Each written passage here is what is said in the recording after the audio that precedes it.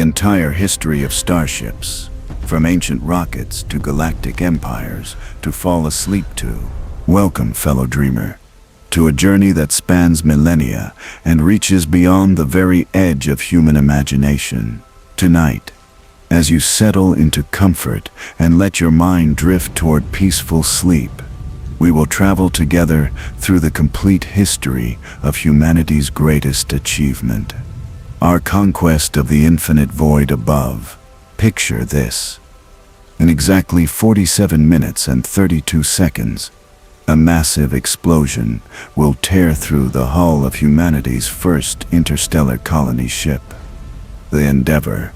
As it approaches Proxima Centauri after a journey of 87 years, the ship carries 12,000 sleeping souls, the genetic future of our species, and the most advanced artificial intelligence ever created. But the explosion is not an accident.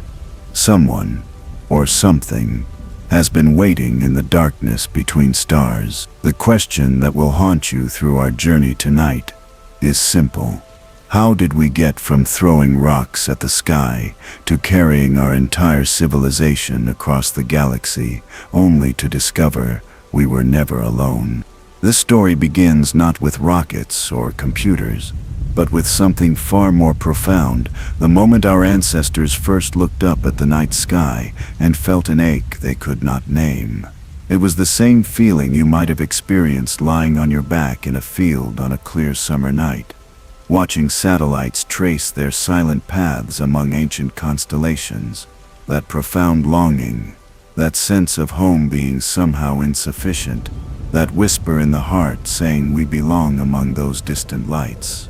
Long before we understood what stars actually were, before we knew about fusion fires burning across impossible distances, before we comprehended the true scale of the cosmos, humans gazed upward and dreamed of escape. Not escape from responsibility or reality, but escape from the limiting pull of Earth itself. Every civilization, every culture, every gathering of humans around fire has produced the same dream. What if we could rise above the horizon and never stop rising? The ancient Babylonians mapped the movements of wandering stars. The Greeks told stories of Icarus flying too close to the sun, a tale that warned against ambition even as it celebrated the dream of flight. The Chinese whispered of Chang'e, the moon goddess who lived in a palace among the stars, forever separated from her earthly love. Every mythology contains the same fundamental recognition that the space above us calls to something essential in human nature. But mythology alone could not carry us to the stars. Dreams required translation into mathematics, poetry into engineering, hope into the cold equations of orbital mechanics. The transformation from myth to reality would take thousands of years, countless failures, brilliant breakthroughs, and the kind of patience that spans generations. It would require us to solve problems that seemed impossible. How do you move without pushing against anything? How do you breathe where there is no air? How do you navigate when every reference point moves in complex patterns across a three-dimensional void? Most challenging of all, how do you maintain hope across the vast distances and time frames that separate us from our cosmic destinations? The nearest star beyond our sun lies so far away that light itself, traveling at the ultimate speed limit of the universe, takes over 4 years to cross that gap. A human lifetime becomes a brief flicker against such scales. Yet somehow, we found the courage to dream of journeys that would outlast nations, outlast languages, outlast entire civilizations. Tonight, we will follow the golden thread that connects a Chinese alchemist accidentally discovering gunpowder to a fusion-powered ark ship, carrying 10 million humans toward a distant galaxy. We will witness the transformation of weapons into exploration tools, the evolution of solo flights into vast cooperative enterprises, the progression from minutes in space to permanent cities among the stars. Along the way, we will meet the dreamers and engineers, the visionaries and practical problem solvers who turned the impossible into inevitable. As you listen to this story, let yourself float along with it. Imagine the gentle sensation of weightlessness, the profound silence of vacuum, the slow rotation that creates artificial gravity in our largest space habitats. Feel the subtle vibration of fusion engines pushing against the darkness, carrying passengers who sleep through journeys measured in decades. Picture the vast windows of generation ships framing views of nebulae and star clusters that no human eye has ever seen directly. But remember that explosion aboard the Endeavour, racing toward us through our narrative like a shockwave through time. The mystery of what waited for us in the darkness between stars. The question of whether our greatest achievement, our expansion into the cosmos, represents triumph or something far more complex and unsettling. The story begins, as all great journeys must, with a single step, or in this case, with a single spark that would eventually ignite the engines that carry us to infinity. In the misty mountains of ancient China, during the Song dynasty's reign in the year 1100, an alchemist named Wei Boyang made a discovery that would echo across 1,000 years to the launch pads of Cape Kennedy. He was not trying to reach the stars. He was not even trying to create a weapon. Wei Boyang was attempting to discover the elixir of immortality, grinding sulfur and saltpeter and charcoal in careful proportions, seeking the philosopher's stone that would grant eternal life. Instead, he created the first chemical explosive known to humanity. The mixture burned with such fury that it could propel objects across great distances with tremendous force.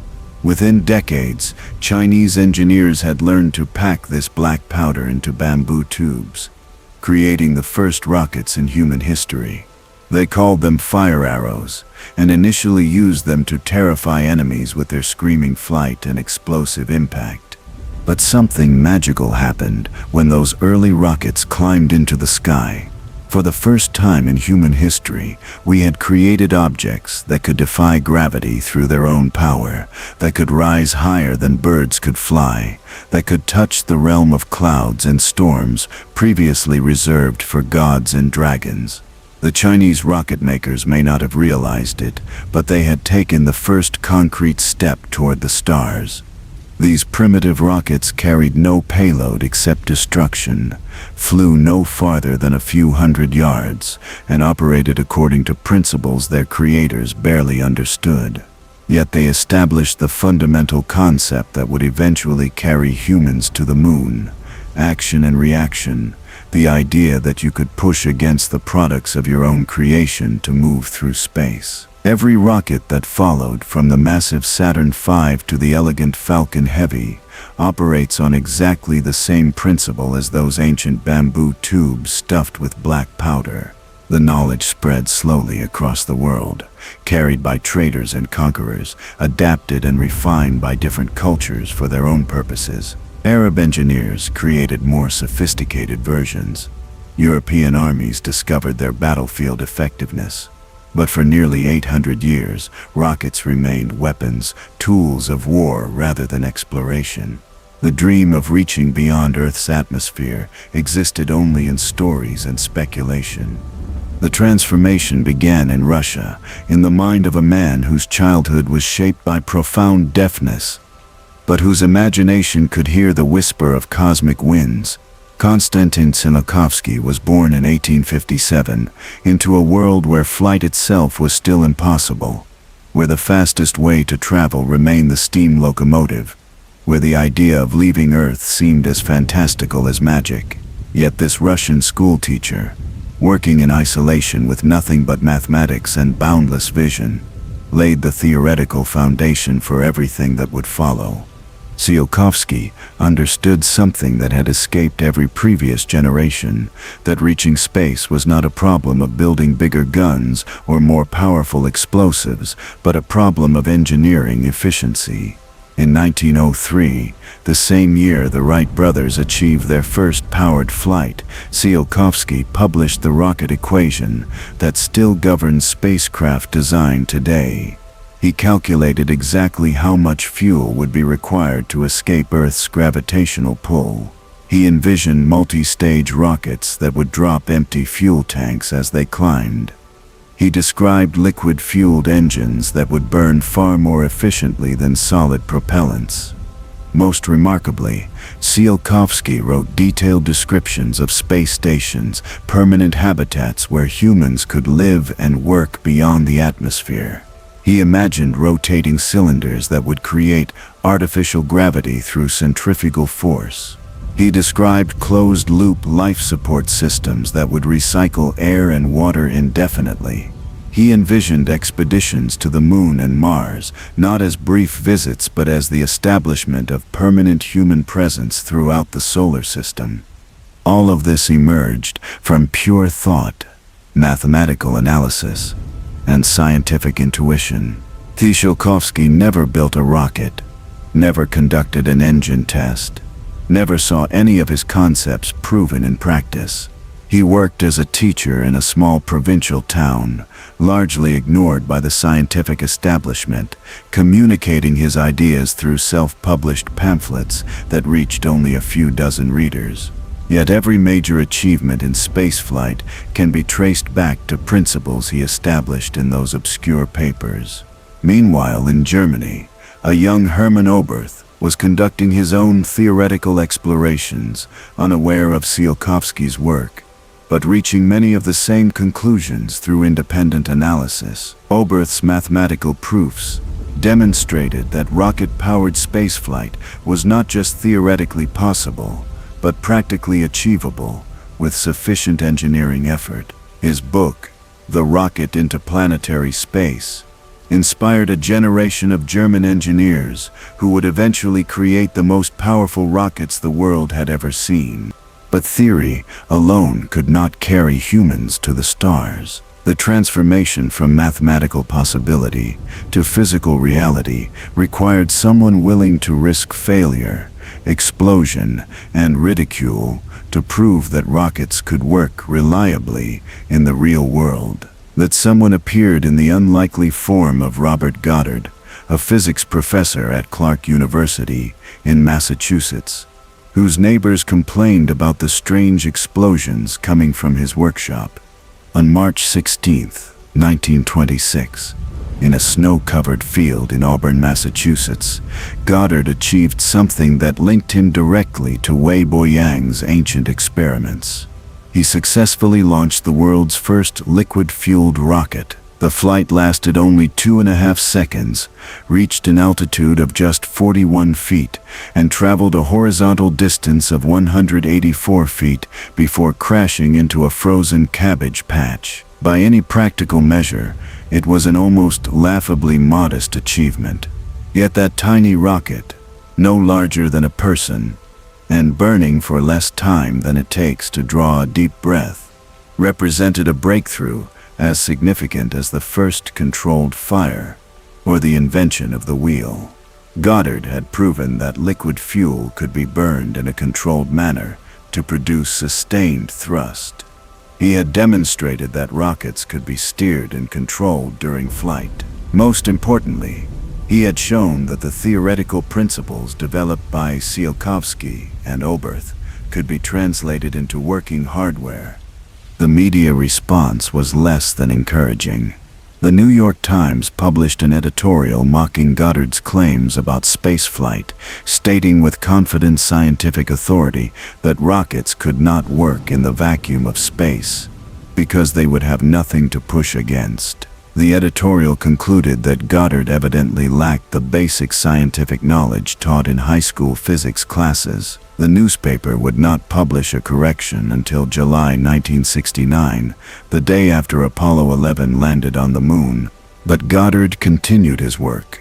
the largely in secret, gradually building more powerful and sophisticated rockets. His later designs reached altitudes of several thousand feet and achieved supersonic speeds. He developed gyroscopic guidance systems, parachute recovery mechanisms, and fuel injection systems that would directly influence the rockets that eventually carried astronauts to the moon. Working with minimal funding and almost no recognition, Goddard established the practical foundation upon which all subsequent rocket development would build.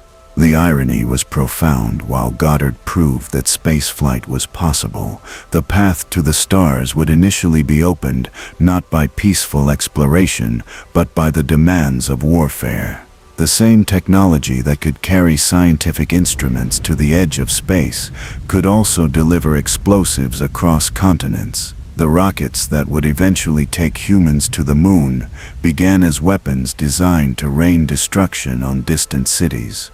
In the 1930s, as political tensions escalated across Europe, German engineers began developing military applications for rocket technology that far exceeded anything Goddard had achieved.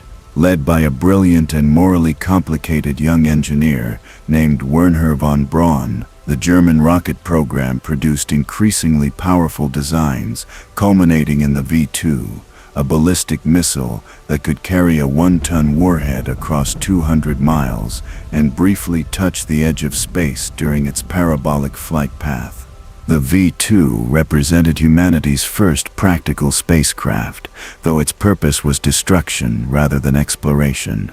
During its brief trajectory above the atmosphere, it experienced true spaceflight conditions, weightlessness, vacuum, and temperatures ranging from hundreds of degrees below zero to hundreds of degrees above. Some V-2s carried scientific instruments instead of warheads, returning the first photographs ever taken of Earth from space. Images that revealed our planet's curved horizon and the thin line of atmosphere that separates life from the cosmic void.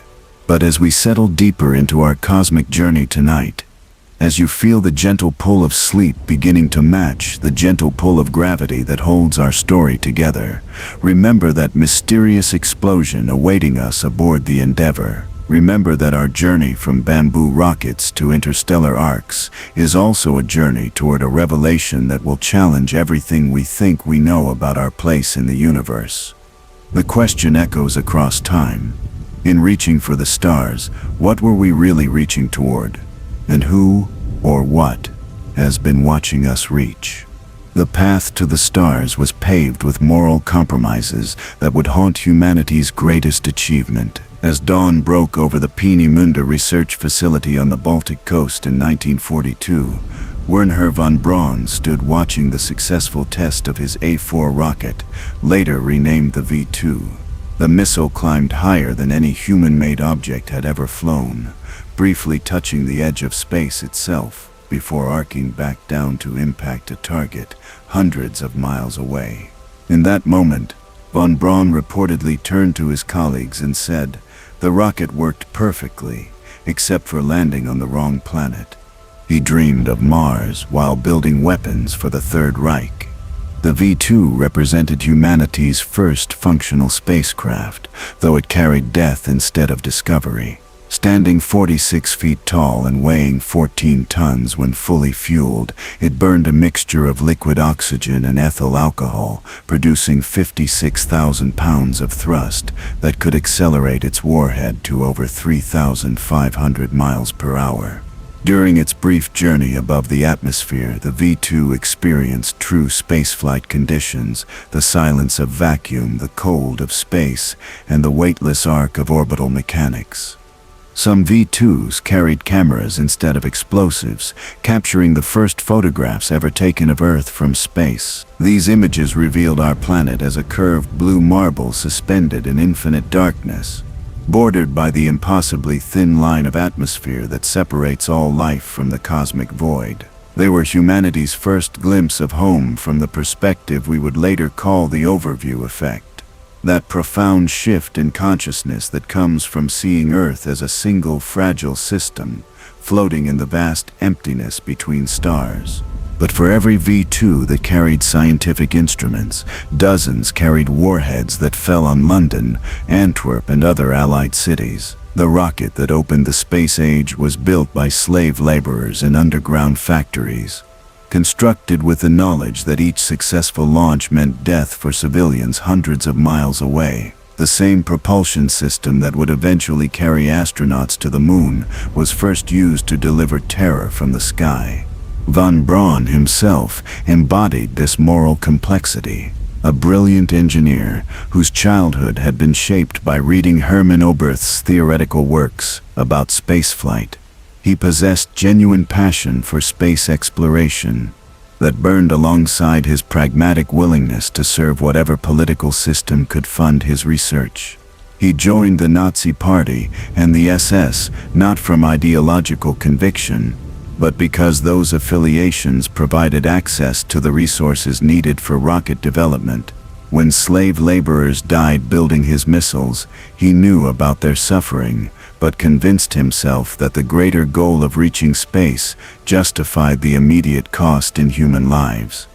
After Germany's defeat, von Braun and over 100 of his colleagues surrendered to American forces rather than face capture by the advancing Soviet army. They understood that their expertise in rocket technology would be valuable to whichever superpower claimed them, and they preferred American captivity to Soviet interrogation. The United States military, recognizing the strategic importance of rocket technology for both peaceful and military applications, quickly organized Operation Paperclip to bring German rocket scientists to America. The moral compromises continued.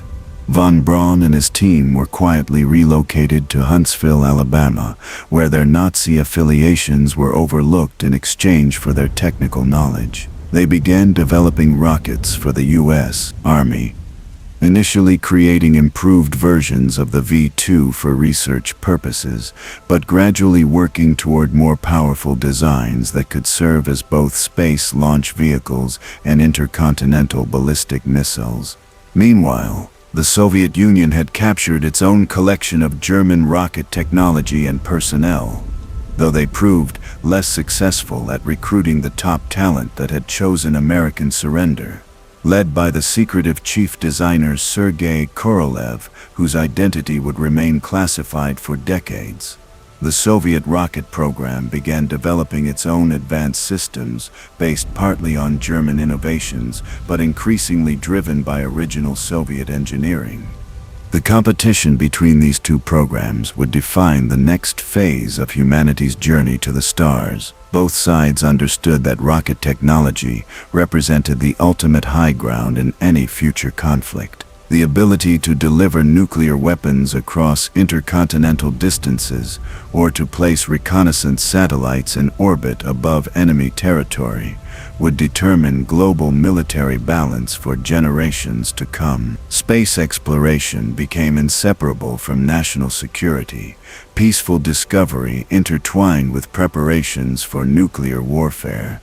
The transformation from weapons to wonder required a fundamental shift in perspective that occurred gradually throughout the 1950s. As both superpowers developed increasingly powerful rockets for military purposes, scientists on both sides began advocating for peaceful applications of the same technology. Why not use intercontinental ballistic missiles to place scientific instruments in orbit around Earth? Why not explore the moon instead of targeting enemy cities? The International Geophysical Year of 1957 to 1958 provided the perfect opportunity for this transformation. Scientists from around the world agreed to coordinate research efforts focused on understanding Earth's atmosphere, magnetic field, and relationship with the Sun. Both the United States and Soviet Union announced plans to launch artificial satellites as part of their contributions to this international scientific cooperation. The space race was about to begin, though neither side yet realized the profound implications of what they were attempting.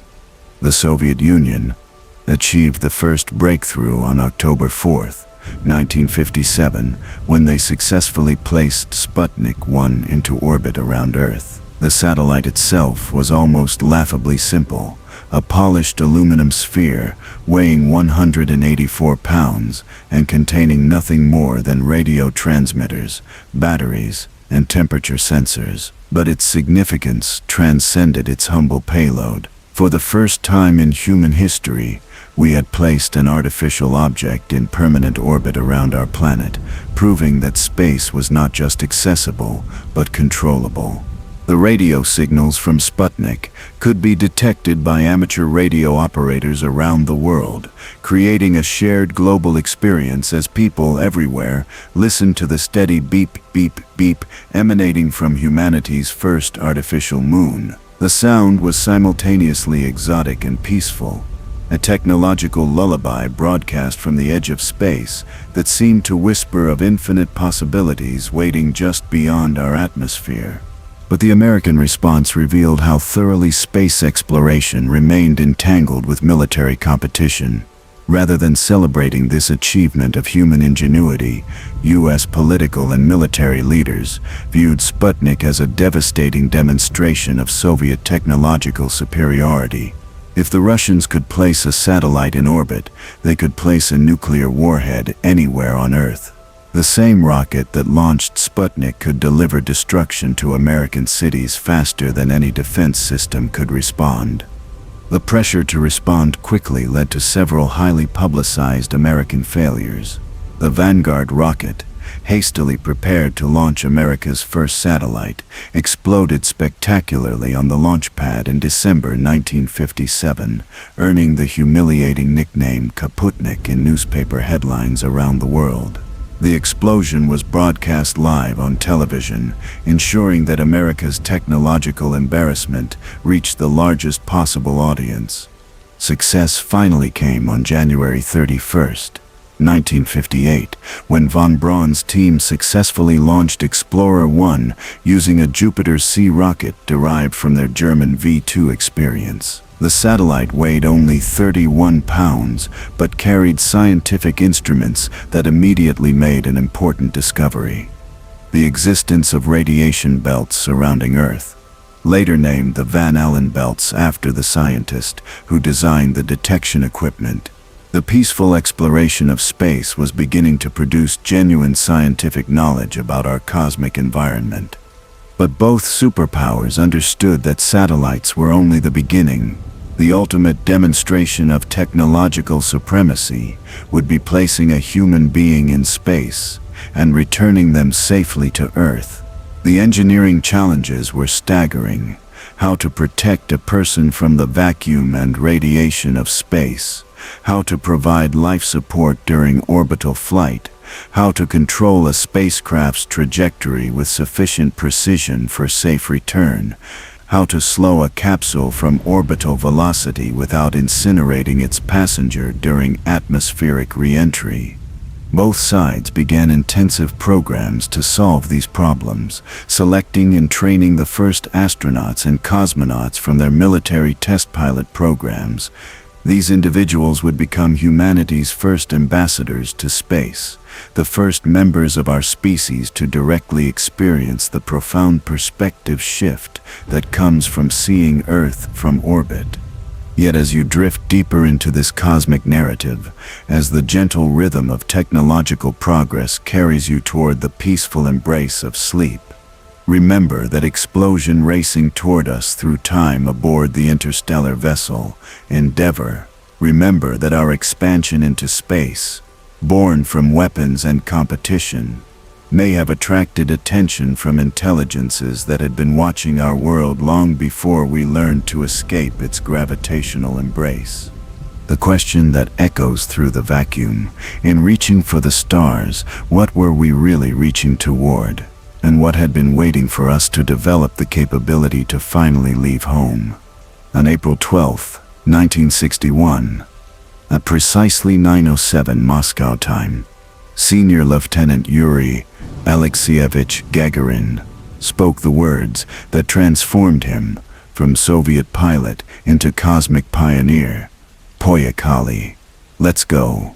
The Vostok 1 spacecraft, weighing 10,428 pounds and powered by the same basic rocket design that had launched Sputnik, carried the first human being beyond Earth's atmosphere and into the realm of stars. For 108 minutes, Gagarin orbited our planet at an altitude of 200 miles, traveling at 17,500 miles per hour while experiencing the profound solitude and wonder of weightlessness. Through his capsule's small porthole, he became the first human to witness sunrise and sunset from space, watching our star rise over the curved horizon of Earth like a brilliant beacon illuminating the cosmic darkness. His radio transmissions, crackling across the void to mission control, carried excitement and awe that transcended political boundaries. I see Earth. It is so beautiful. The achievement represented the culmination of decades of theoretical work and engineering development, but it also marked the beginning of humanity's true relationship with space. Gagarin was no longer bound by the gravity that had confined every previous generation of humans. He experienced the universe from a perspective that was simultaneously utterly alien and profoundly natural, floating in the same weightless condition that governs the motion of planets and stars. His successful return to Earth sparked celebrations that reached beyond the Soviet Union to inspire people everywhere who had dreamed of space travel. But it also intensified the pressure on American space efforts, which had suffered a series of embarrassing failures while the Soviets achieved one spectacular success after another. President John F. Kennedy, seeking a dramatic gesture that would restore American prestige and demonstrate technological capability, made a decision that would define the next decade of human space exploration. On May 25, 1961, just 6 weeks after Gagarin's flight, Kennedy addressed a joint session of Congress with words that committed the United States to the most ambitious technological undertaking in human history. I believe that this nation should commit itself to achieving the goal, before this decade is out, of landing a man on the moon and returning him safely to the Earth. The audacity of this promise cannot be overstated. At the time Kennedy spoke those words, the United States had achieved exactly 15 minutes and 28 seconds of human spaceflight experience during Alan Shepard's suborbital flight on May 5, 1961. American rockets had demonstrated a disturbing tendency to explode on the launch pad. The technology needed for lunar missions existed only in theoretical form, and many of the fundamental problems of long-duration spaceflight remained completely unsolved. Yet Kennedy's challenge catalyzed the largest peacetime mobilization of resources in American history. At its peak, the Apollo program employed over 400,000 people across government agencies, private contractors, and universities. The annual budget for NASA grew from $500 million in 1960 to over $5 billion by 1965, representing nearly 4% of the entire federal budget. The program generated over 3,000 separate technological innovations, from miniaturized computers to advanced heat-resistant materials, that would eventually transform everything from medicine to telecommunications. The Soviet response was characteristically secretive, but equally ambitious. Chief designer Sergei Korolev, whose identity remained hidden behind the title, and who was known to the outside world only as the mysterious architect of Soviet space triumphs, began developing the massive N-1 rocket intended to carry cosmonauts to the moon ahead of the American Apollo missions. The competition between these two programs would drive innovation at a pace unprecedented in human history. The early years of the space race reveal both the promise and the peril of pushing technological boundaries under intense time pressure. The Soviet Union achieved a series of spectacular firsts: the first woman in space, Valentina Tereshkova, in 1963. The first spacewalk by Alexei Leonov in 1965, the first unmanned soft landing on the moon by Luna 9 in 1966. Each achievement demonstrated increasing mastery of space technology while highlighting how far behind the American program had fallen. But the race extracted a terrible price from both sides. Spacecraft designers faced impossible deadlines that forced them to choose between perfect safety and timely launch windows. Test pilots accepted risks that would be considered suicidal under normal circumstances. The pressure to achieve dramatic demonstrations of progress led to decisions that prioritized spectacular achievement over crew safety. The consequences became tragically apparent on January 27, 1967, when a cabin fire during a ground test killed Apollo 1 astronauts Gus Grissom, Ed White, and Roger Chaffee. The investigation revealed numerous design flaws that had been overlooked in the rush to maintain Kennedy's deadline: a pure oxygen atmosphere that turned every material inside the cabin into potential fuel for fire, an inward opening hatch that trapped the crew when internal pressure increased, electrical systems with inadequate protection against arcing that could ignite the oxygen-rich environment. The disaster forced a complete redesign of Apollo spacecraft systems, delaying the program by nearly 2 years, but ultimately creating safer and more reliable technology. Meanwhile, the Soviet program was experiencing its own catastrophic setbacks, though their secretive nature meant that failures remained hidden from public view for decades. The death of chief designer Korolev in 1966 deprived the Soviet lunar program of its most brilliant architect, while repeated failures of the N-1 rocket demonstrated that even their seemingly superior technology had fundamental limitations. The American recovery from the Apollo 1 tragedy showcased the systematic engineering approach that would eventually win the race to the moon, rather than accepting cosmetic fixes or rushing back into flight.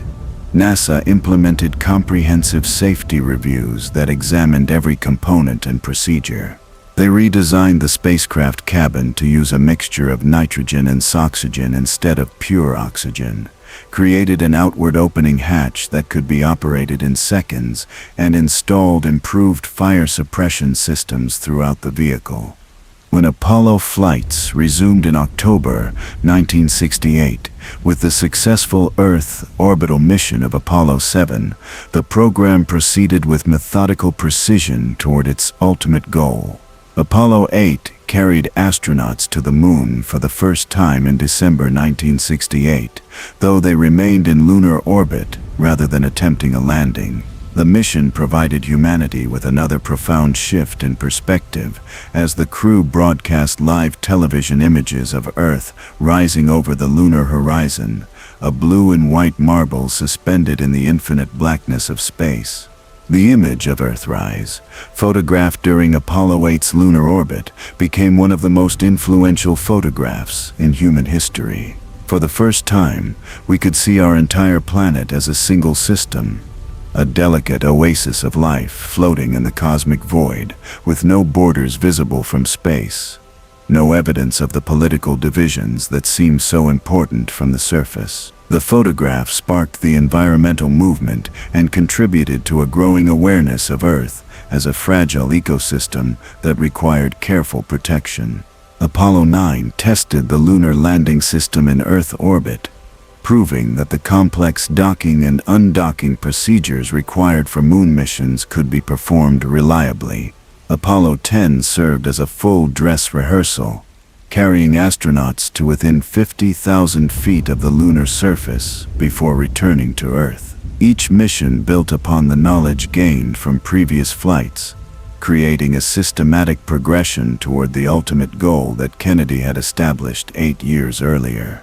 The culmination came on July 16, 1969, when Apollo 11 lifted off from Launch Complex 39A at Kennedy Space Center, carrying Neil Armstrong, Buzz Aldrin, and Michael Collins toward humanity's first landing on another world. The Saturn V rocket that powered their journey stood 363 feet tall and weighed 6.2 million pounds when fully fueled, generating 7.6 million pounds of thrust from its first stage engines. The sound of its launch could be heard from 20 miles away, and the vibrations were detectable by seismic instruments hundreds of miles distant. For 4 days, the 3 astronauts traveled across the quarter-million-mile gulf that separates Earth from its natural satellite, carried by technology that represented the accumulated knowledge of centuries of human scientific development. Their spacecraft, though equipped with the most advanced computers available in 1969, possessed less computational power than a modern digital watch, yet it successfully navigated the complex gravitational fields and trajectory calculations required for lunar rendezvous. On July 20th, 1969, at 2017 Coordinated Universal Time, the lunar module Eagle touched down on the Sea of Tranquility with less than 30 seconds of fuel remaining. Neil Armstrong's words, transmitted across the void to Mission Control in Houston, marked humanity's transformation from a single-planet species to something genuinely cosmic. The Eagle has landed. 6.5 hours later, Armstrong opened the hatch of the lunar module and became the first human being to set foot on another world. His carefully chosen words, "That's one small step for man, one giant leap for mankind," were heard by an estimated 650 million people listening to radio and television broadcasts around the world.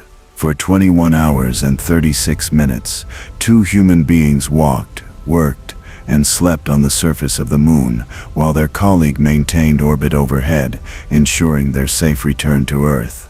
The success of Apollo 11 represented the fulfillment of Kennedy's seemingly impossible promise, achieved with exactly 5 months to spare before the end of the decade he had specified. But it also marked the beginning of a new chapter in human space exploration, one that would be defined less by national competition and more by the gradual development of permanent human presence beyond Earth's atmosphere. As you drift deeper into sleep, carried along by the gentle momentum of this cosmic narrative, let yourself imagine the view from Eagle's window as Armstrong and Aldrin prepared for their historic moonwalk. Picture the stark beauty of the lunar landscape, the brilliant blue Earth hanging in the star-filled sky, the profound silence of a world without atmosphere or weather. Feel the gentle pull of 1/6 gravity, the strange sensation of moving in a spacesuit designed to maintain Earth-like conditions in the airless void of space.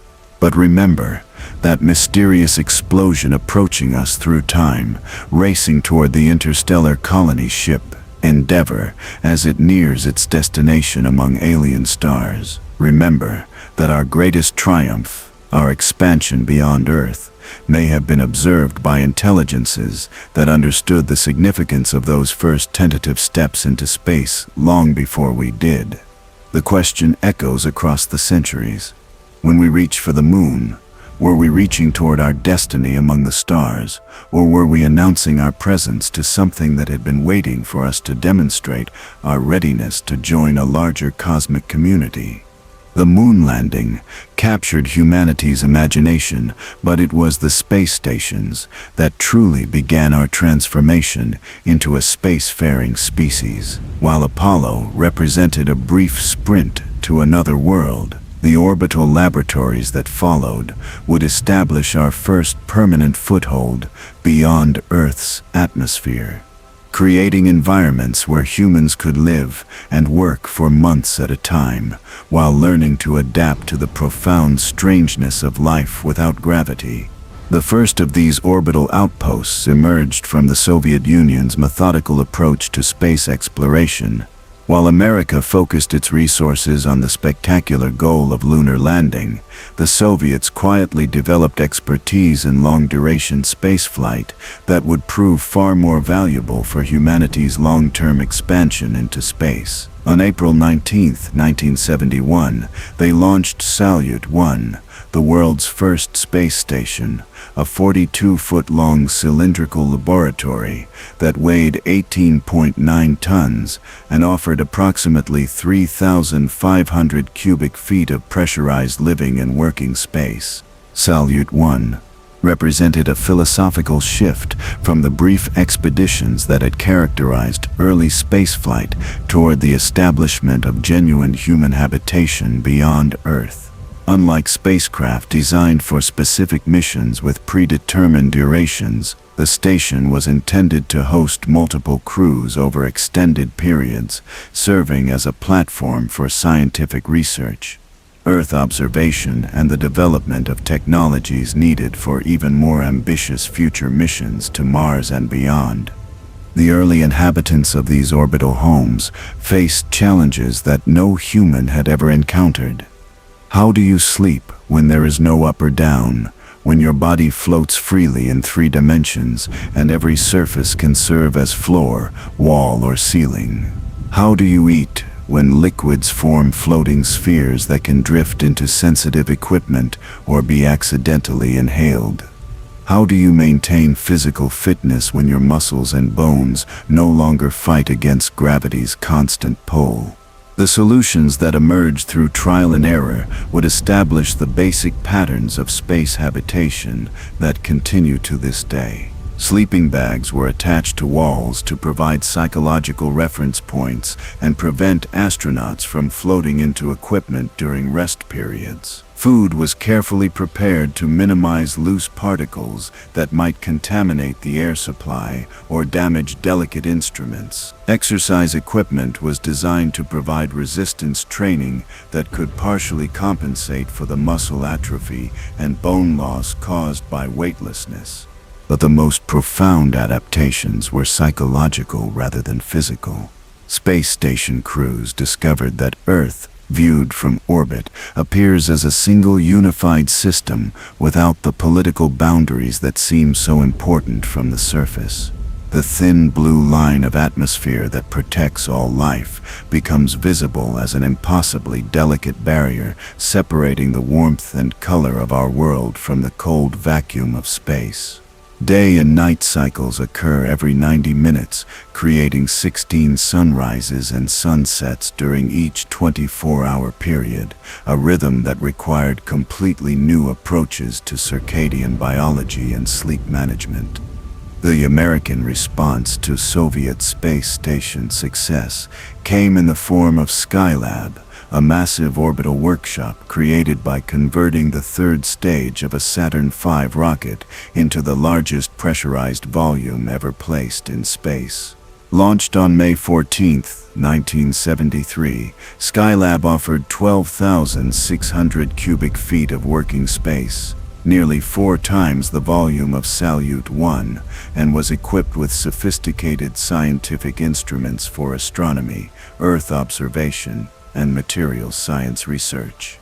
The 3 crews that inhabited Skylab between 1973 and 1974 demonstrated that humans could adapt to space environments far more successfully than anyone had previously imagined. The final crew spent 84 days in orbit, proving that the human body could function effectively for nearly 3 months in weightlessness, with proper exercise and medical monitoring. Their research produced thousands of photographs of solar activity, Earth's weather patterns, and astronomical phenomena that could not be observed through the atmospheric interference that limits ground-based telescopes. Perhaps more importantly, Skylab crews developed the first truly 3-dimensional approach to living and working in space. They learned to think of their orbital home not as a building with floors and ceilings, but as a spherical environment where every surface could be utilized for different purposes. They created work areas that took advantage of weightlessness to perform tasks impossible on Earth, using the freedom from gravity to manipulate large objects and conduct experiments that required perfect isolation from vibration or convection. The success of these early space stations led to increasingly ambitious Soviet designs that would culminate in Mir, the most successful long-duration space habitat in human history. Launched on February 20th, 1986, Mir began as a single core module, but gradually expanded through the addition of specialized laboratories, docking ports, and living quarters to become a sprawling orbital complex that served as humanity's primary outpost in space for 15 years. Mir represented a fundamental evolution in space station design philosophy, rather than building a single large structure. The Soviets created a modular system that could be expanded and reconfigured as needed.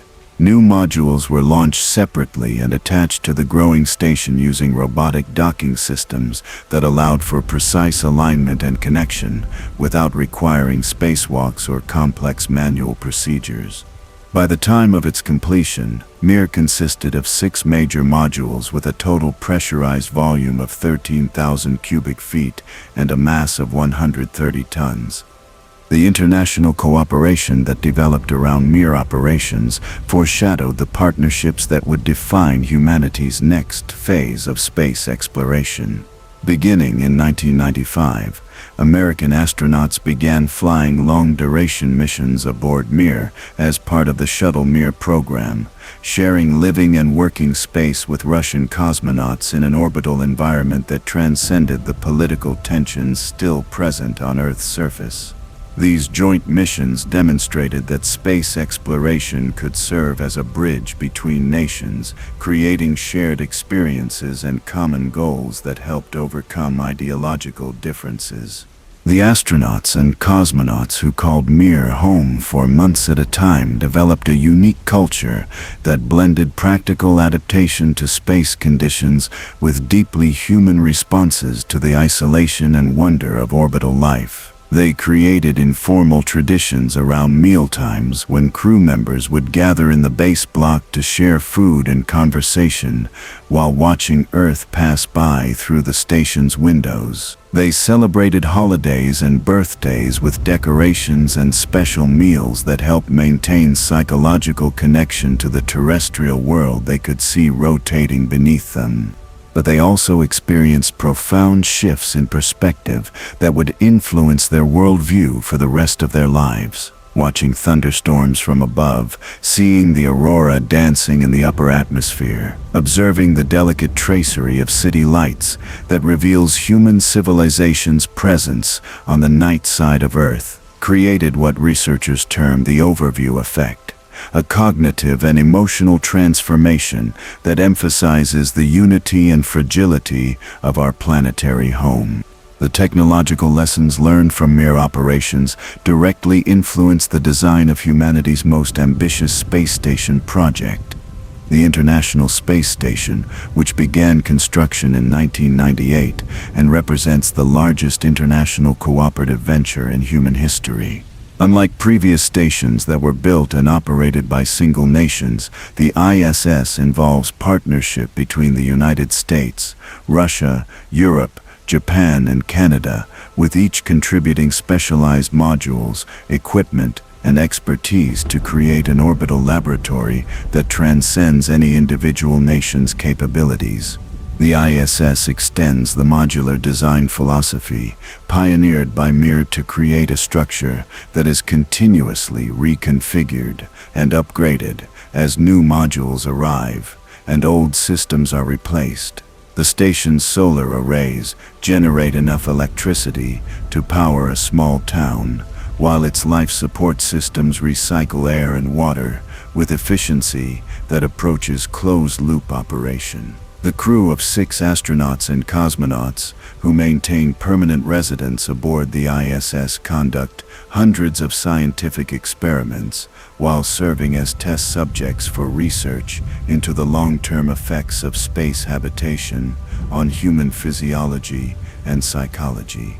But perhaps the most significant achievement of space station development has been the normalization of human presence in space. What began as brief, dangerous expeditions by highly trained test pilots has evolved into routine, systematic occupation of orbital facilities by scientists, engineers, doctors, and teachers who happen to work in a weightless environment 250 miles above Earth's surface. The ISS has been continuously inhabited since November 2000, meaning that for over 2 decades, humanity has maintained an unbroken presence beyond our home planet. This continuous occupation represents a fundamental milestone in our species' expansion into space. For the first time in human history, our civilization extends beyond the boundaries of Earth itself. Children have been born on Earth during a period when some humans were already living permanently in space, creating a generation for whom space habitation is not science fiction, but established fact.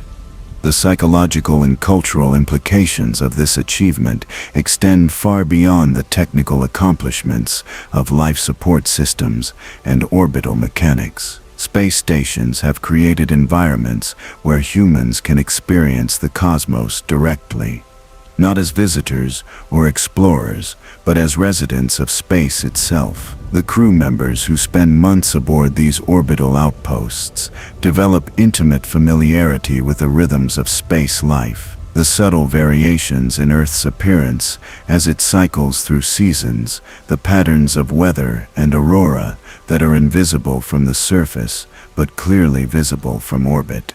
As you settle deeper into the gentle embrace of this cosmic narrative, imagine yourself floating in the cupola of the International Space Station, surrounded by windows that provide a panoramic view of Earth and space. Feel the subtle vibration of fans and pumps that maintain the artificial atmosphere, the gentle air current that circulates through the pressurized modules, the weightless sensation of your body drifting in response to the slightest movement.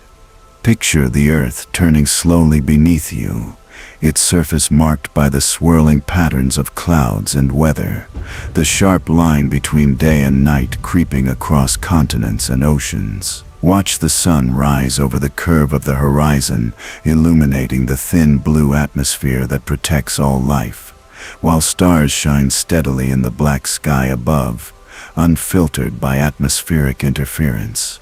But remember that explosion racing toward us through the narrative, approaching the interstellar colony ship Endeavor as it nears its destination among alien stars. Remember that our space stations, our first homes beyond Earth, may have served as practice for something far more ambitious and dangerous than we ever imagined.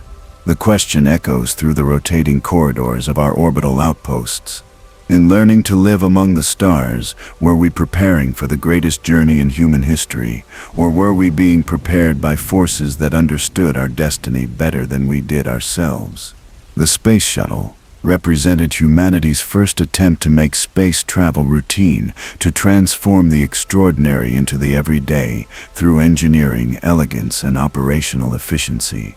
When Columbia lifted off on April 12, 1981, 20 years to the day after Yuri Gagarin's pioneering flight, it carried with it the promise that space access could become as reliable and reusable as commercial aviation.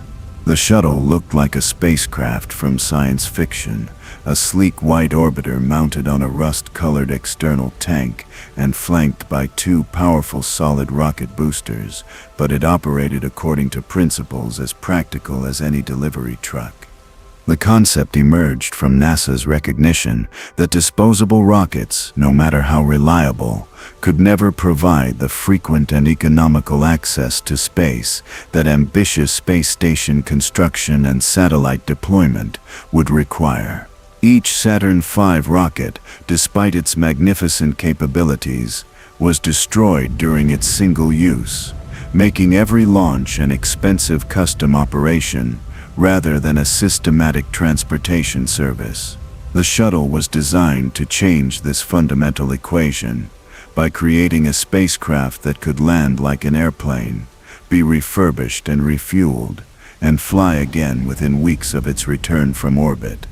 The technical challenges of building a reusable spacecraft pushed engineering to its limits. The orbiter had to function as rocket during launch, spacecraft during orbital operations, an airplane during landing, requiring systems that could operate reliably across the full spectrum of flight conditions, from the vacuum of space to the dense atmosphere of Earth's surface. The thermal protection system alone consisted of over 24,000 individual tiles, each precisely shaped and positioned to protect specific areas of the vehicle from the 3,000-degree heat of atmospheric re-entry.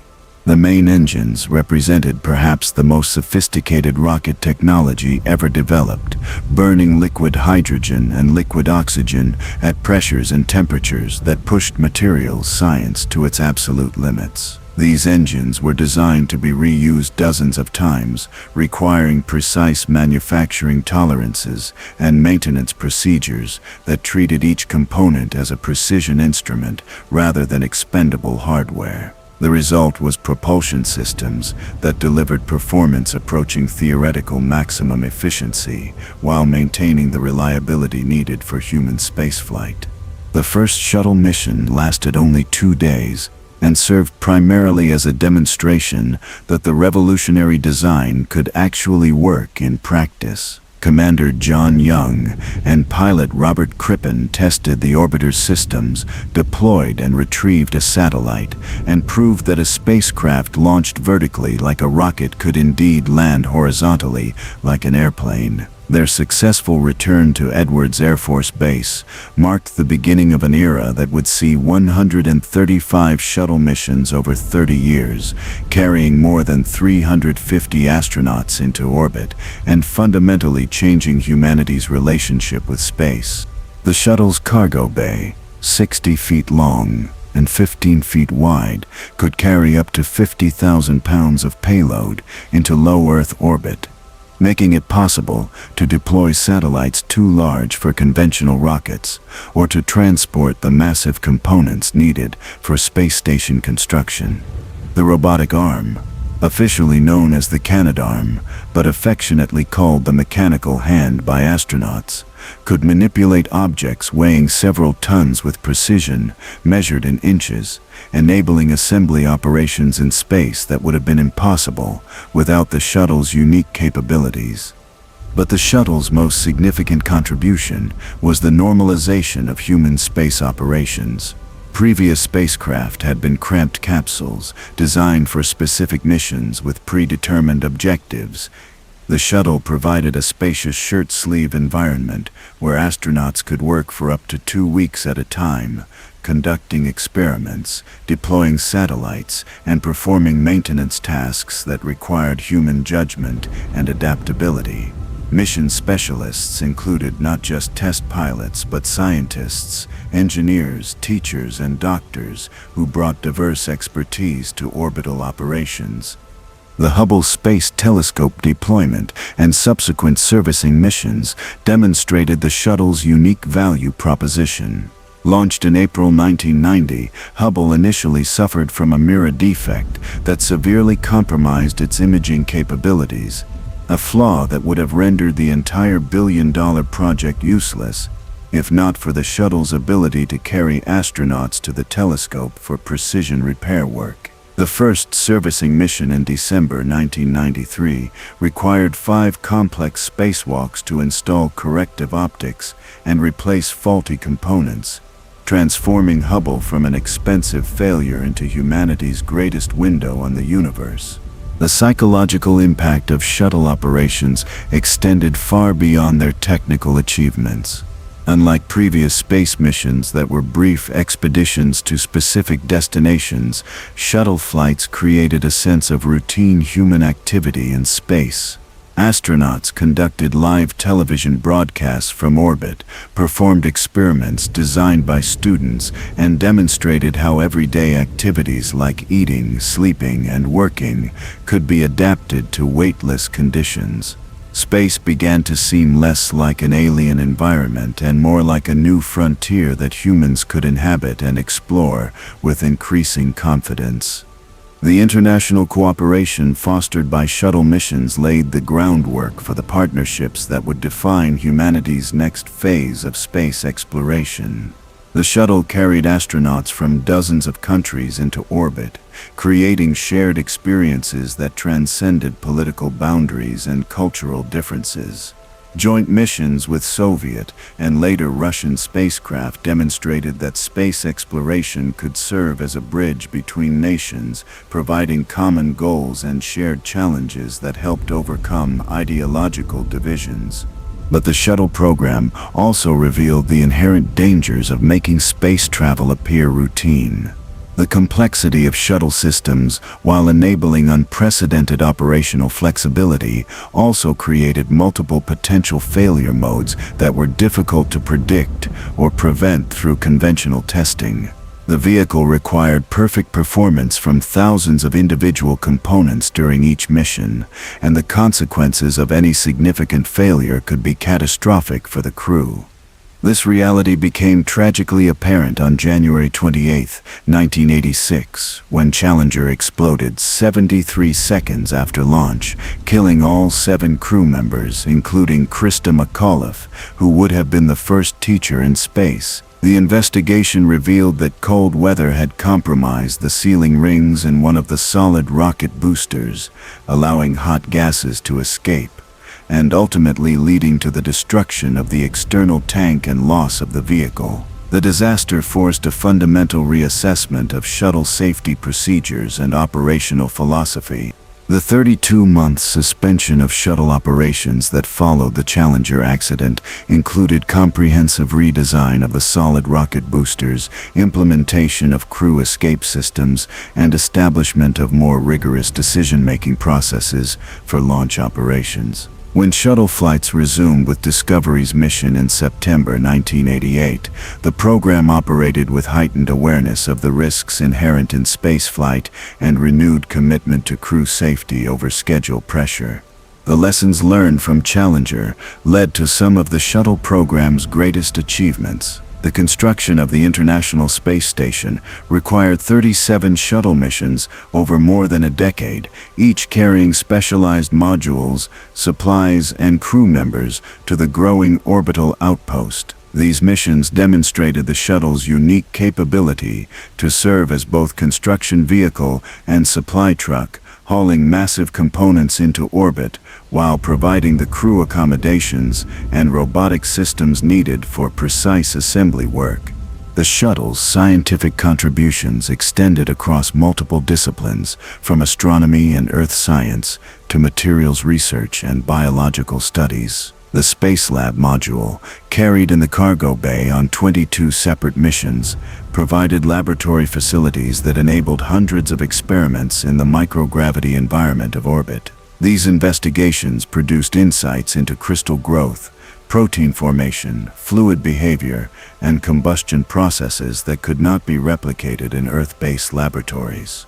But perhaps the shuttle's most profound legacy was demonstrating that humans could work routinely and effectively in space over extended periods. Shuttle crews totaled over 21,000 hours of spacewalk time, proving that astronauts could perform complex maintenance and construction tasks outside their spacecraft, with reliability approaching that of ground-based operations. This experience directly enabled the assembly and maintenance of the International Space Station, while providing the operational knowledge needed for future missions to Mars and beyond.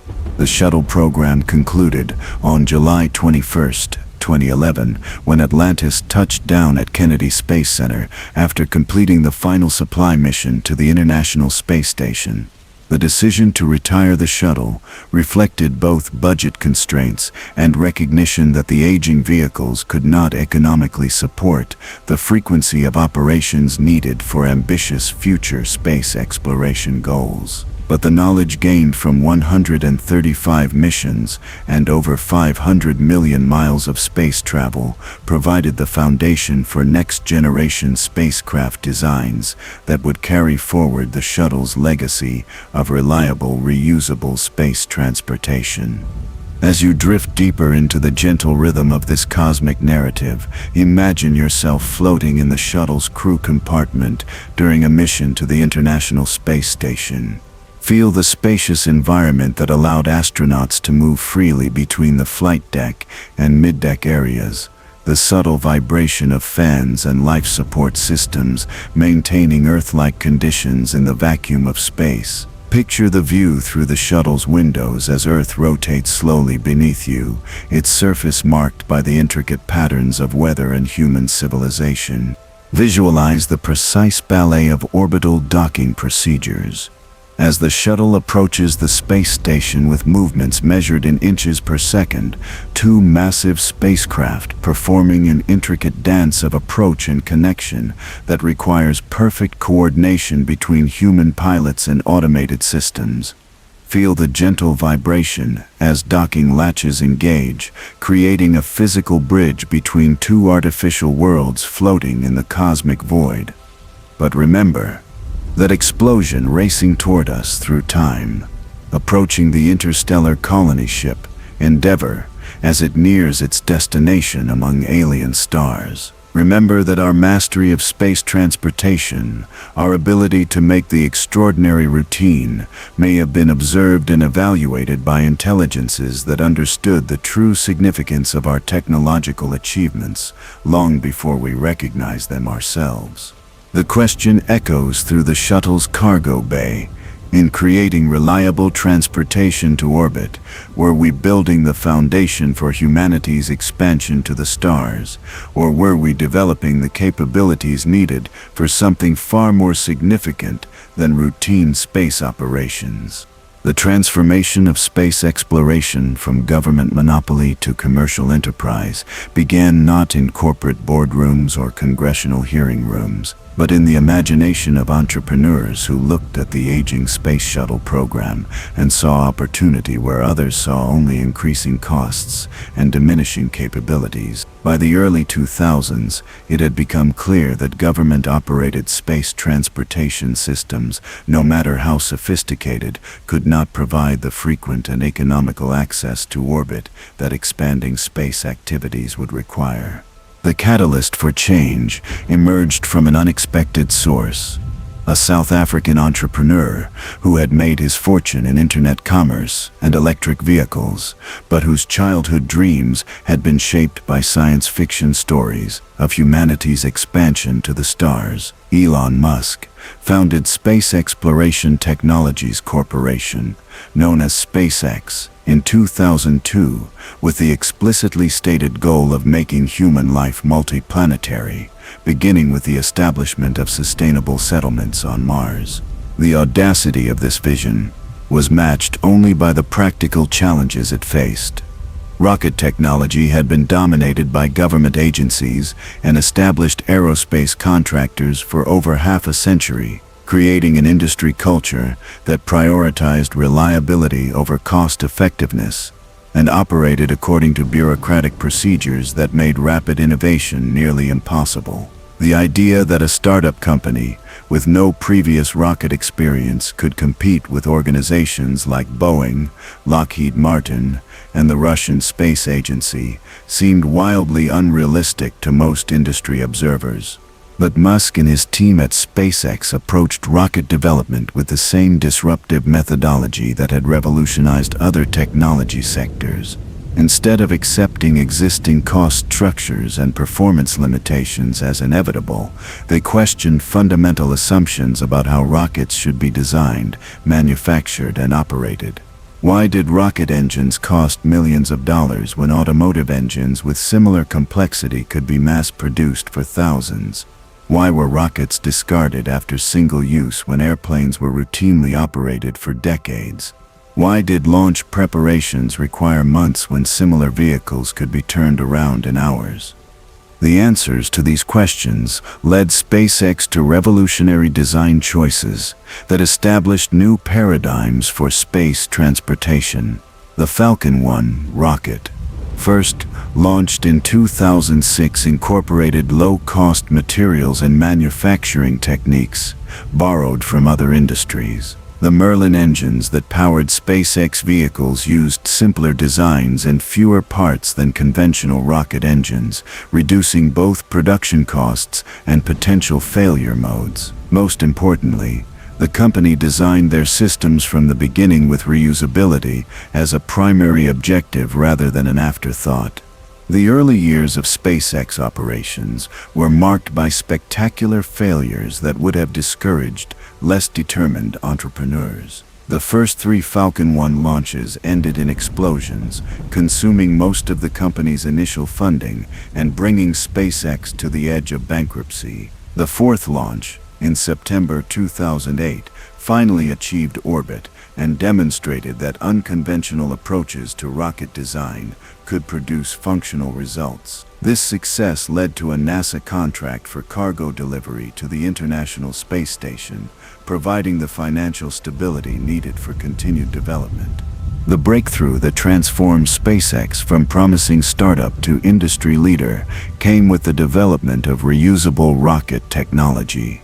While NASA and other space agencies had experimented with reusability concepts for decades, SpaceX was the first organization to demonstrate that rocket boosters could land vertically after completing their primary mission, be refurbished, and fly again with minimal refurbishment.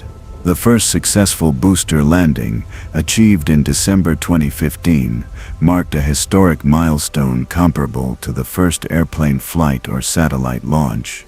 The sight of a Falcon 9 first stage, descending through the atmosphere under rocket power, deploying landing legs, and touching down gently on a floating platform in the Atlantic Ocean, challenged everything the aerospace industry thought it knew about rocket operations. The technology seemed almost magical, a precise reversal of the launch process that required extraordinary accuracy in guidance systems and propulsive control. Yet, SpaceX made these landings appear routine, eventually achieving success rates exceeding 90% for booster recovery operations. The economic implications of reusable rockets were profound. SpaceX reduced launch costs by an order of magnitude compared to traditional providers, making space access affordable for commercial customers who had previously been priced out of the market.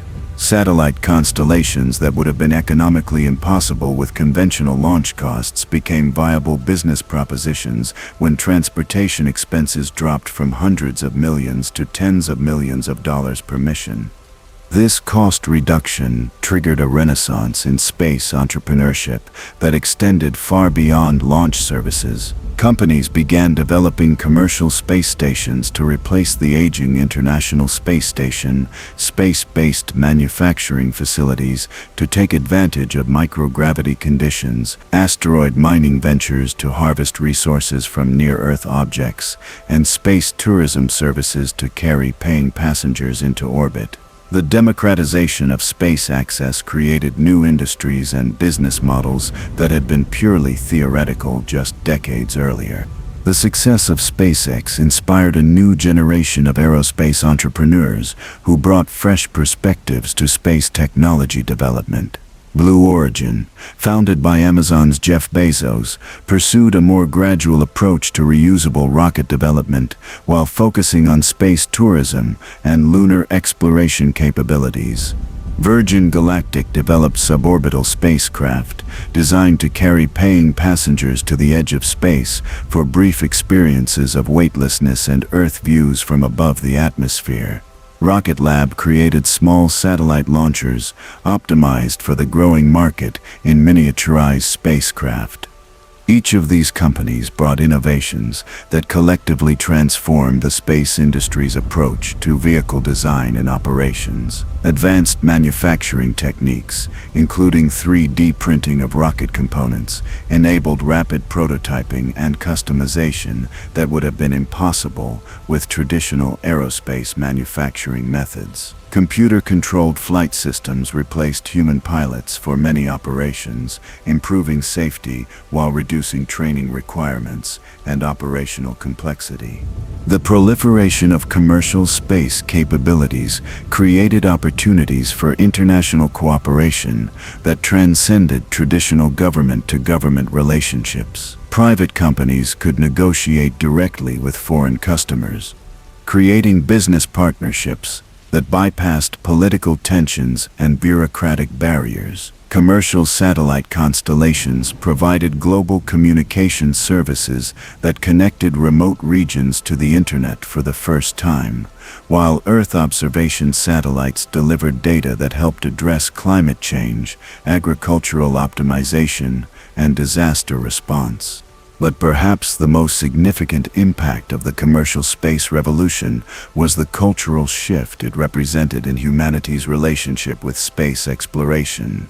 What had previously been the exclusive domain of highly trained government astronauts became accessible, at least in principle, to anyone with sufficient financial resources. Space tourism flights carried teachers, artists, entrepreneurs, and ordinary citizens into orbit, creating a growing population of humans who had directly experienced the overview effect and could communicate the wonder of space travel to Earth-bound audiences. The Inspiration 4 mission, launched by SpaceX in September 2021, demonstrated how thoroughly the democratization of space access had progressed. The crew included a billionaire entrepreneur, a cancer survivor and physician assistant, an aerospace worker, and a community college professor, none of whom were professional astronauts. Their 3-day orbital mission reached higher altitude than any human spaceflight since the final Hubble servicing mission, proving that commercial spacecraft could safely carry civilian passengers beyond the International Space Station's orbit. The technological capabilities demonstrated by commercial space companies increasingly rivaled or exceeded those of government agencies. SpaceX's Falcon Heavy rocket, consisting of 3 Falcon 9 cores strapped together, could carry heavier payloads than any operational government launcher. The Dragon spacecraft that carried astronauts to the International Space Station incorporated more advanced life support systems and user interfaces than the Space Shuttle had possessed. Commercial companies achieved these capabilities while operating with budgets and timelines that government programs could not match. This commercial revolution extended beyond Earth orbit to ambitious plans for lunar exploration and Mars colonization. SpaceX developed the Starship system, a fully reusable super heavy lift vehicle designed to carry up to 100 passengers on interplanetary journeys, with the explicit goal of establishing self-sustaining settlements on Mars within decades, rather than centuries. Blue Origin proposed lunar industrial facilities, powered by solar arrays and staffed by workers commuting from Earth on reusable spacecraft. These visions, while still largely theoretical, were backed by companies with demonstrated track records of turning ambitious concepts into operational reality. The psychological impact of commercial space development extended far beyond the immediate technical achievements. The transformation of space travel from government monopoly to competitive marketplace suggested that humanity's expansion beyond Earth was not just possible, but inevitable. Market forces and entrepreneurial innovation, rather than political decisions and government funding, would drive the pace and direction of space exploration in the 21st century. As you settle into the weightless drift of this narrative, imagine yourself aboard a commercial spacecraft, perhaps a sleek Dragon capsule or the spacious cabin of a Blue Origin vehicle, experiencing the smooth acceleration of modern rocket engines as Earth falls away beneath you. Feel the gentle transition from gravity to weightlessness, the moment when your body begins to float freely and every movement requires conscious adjustment to three-dimensional thinking. Picture the view through large windows designed for passenger comfort rather than purely functional requirements. Watching the curve of Earth's horizon reveal itself as you climb above the atmosphere. Notice how the sky transforms from blue to black, how stars become visible in daylight, how the planet below appears as a single interconnected system without the political boundaries that dominate surface perspectives. But remember that explosion approaching through time aboard the interstellar colony ship, Endeavour, racing toward its rendezvous with whatever has been waiting among alien stars. Remember that our commercial mastery of space transportation, Our transformation of space travel, from government expedition to market commodity, may have been the final preparation for something far more significant than routine orbital operations. The question echoes through the climate-controlled cabins of our commercial spacecraft. In making space travel accessible to ordinary humans, were we preparing our species for the greatest journey in its history? Or were we being prepared for encounters that would challenge everything we thought we knew about our place in the universe? While humans learned to live and work in the comfortable confines of Earth orbit, humanity's true reach into the cosmos extended through the tireless journeys of robotic explorers, mechanical emissaries that could venture where human biology could not yet survive. These spacecraft, launched on trajectories that would carry them across the solar system and beyond, became our eyes and hands in environments so hostile that even the most advanced life support systems would fail within moments of exposure. The most ambitious of these missions began in 1977, when NASA launched two identical spacecraft on a journey that would redefine humanity's understanding of our cosmic neighborhood.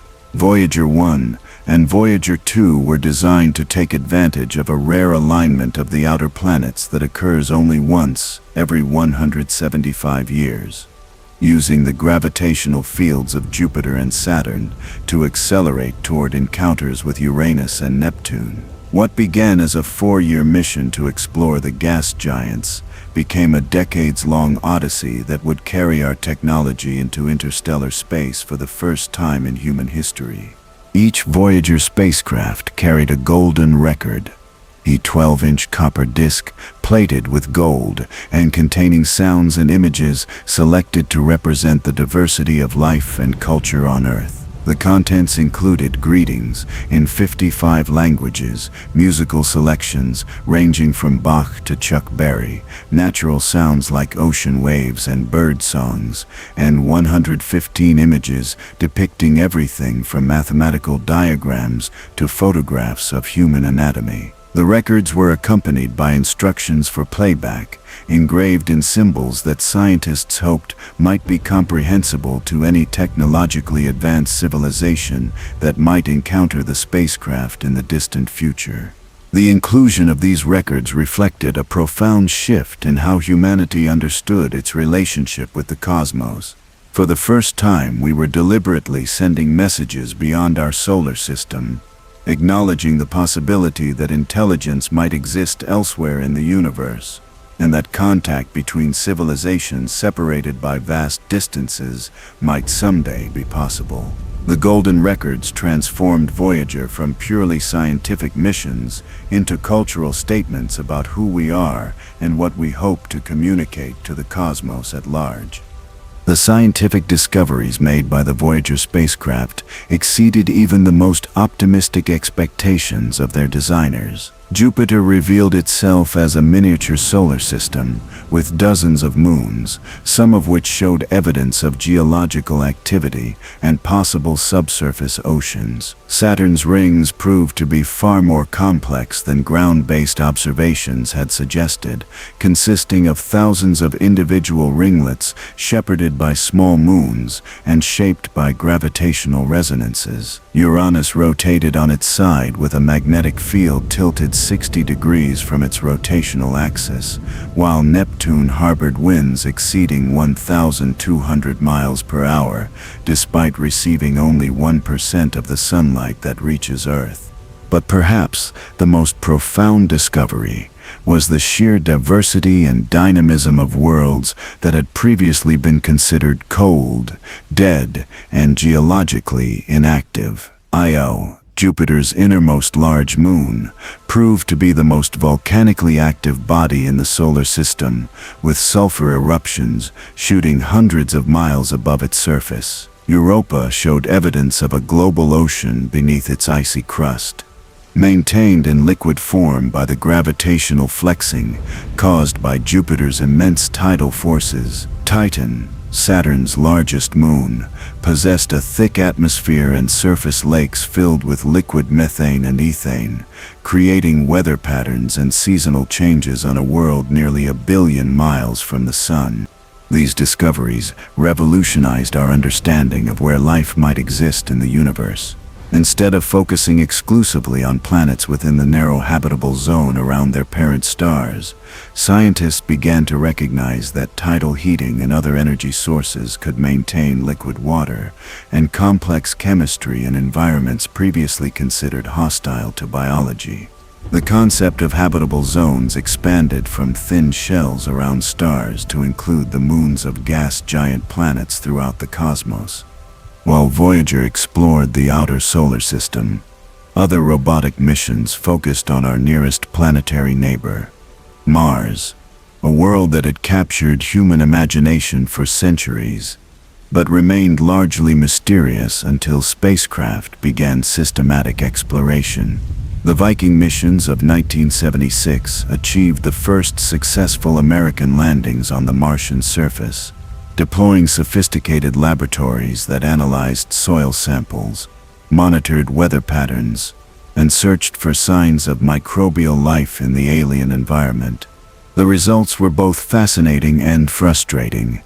Viking revealed Mars as a world shaped by epic geological processes, with canyons that dwarfed the Grand Canyon, volcanoes larger than terrestrial mountain ranges, and vast impact craters that recorded billions of years of asteroid bombardment. Evidence of ancient water flow appeared everywhere in the form of dried riverbeds, flood channels, and layered sedimentary deposits that suggested Mars had once possessed a thicker atmosphere and warmer climate, capable of supporting liquid water on its surface. But the search for life proved inconclusive. Viking's biological experiments produced results that could be interpreted as evidence of metabolic activity, but could also be explained by unusual chemical reactions in the highly oxidized Martian soil.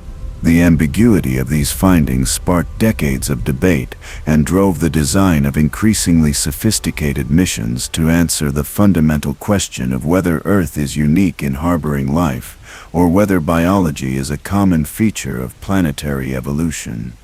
The Mars exploration program evolved through a series of increasingly capable robotic explorers that demonstrated how unmanned spacecraft could serve as extensions of human presence on other worlds. The Mars Pathfinder mission of 1997 deployed the first successful rover, a small six-wheeled vehicle called Sojourner that could drive across the Martian surface under remote control from Earth, analyzing rocks and soil at multiple locations around its landing site.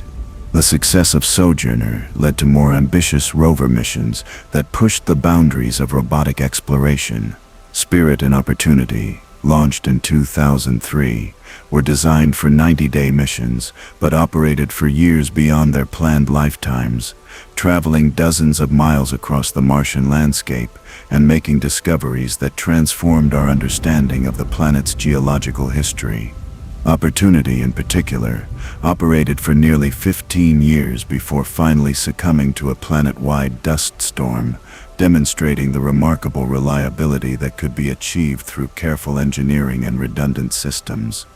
The Curiosity rover, launched in 2011, represented another quantum leap in robotic exploration capabilities. The size of a small car and powered by a radioisotope thermal generator that could operate regardless of dust storms or seasonal changes, Curiosity carried a sophisticated analytical laboratory that could drill into rocks, analyze their chemical composition, and determine whether the environment had ever been suitable for microbial life. Its discoveries confirmed that ancient Mars had indeed possessed the chemical ingredients, energy sources, and liquid water necessary for biology, though evidence of actual life remained elusive. These Mars missions established operational procedures and technologies that would be essential for eventual human exploration of the planet. Rovers demonstrated reliable navigation techniques for the challenging Martian terrain, tested life support technologies in the planet's harsh environment, and identified landing sites with access to water, ice, and other resources that human expeditions would require. Most importantly, they proved that complex robotic systems could operate autonomously for years at a time while maintaining communication with Earth, across the vast distances of interplanetary space. The success of planetary exploration missions inspired increasingly ambitious concepts for robotic exploration of the outer solar system.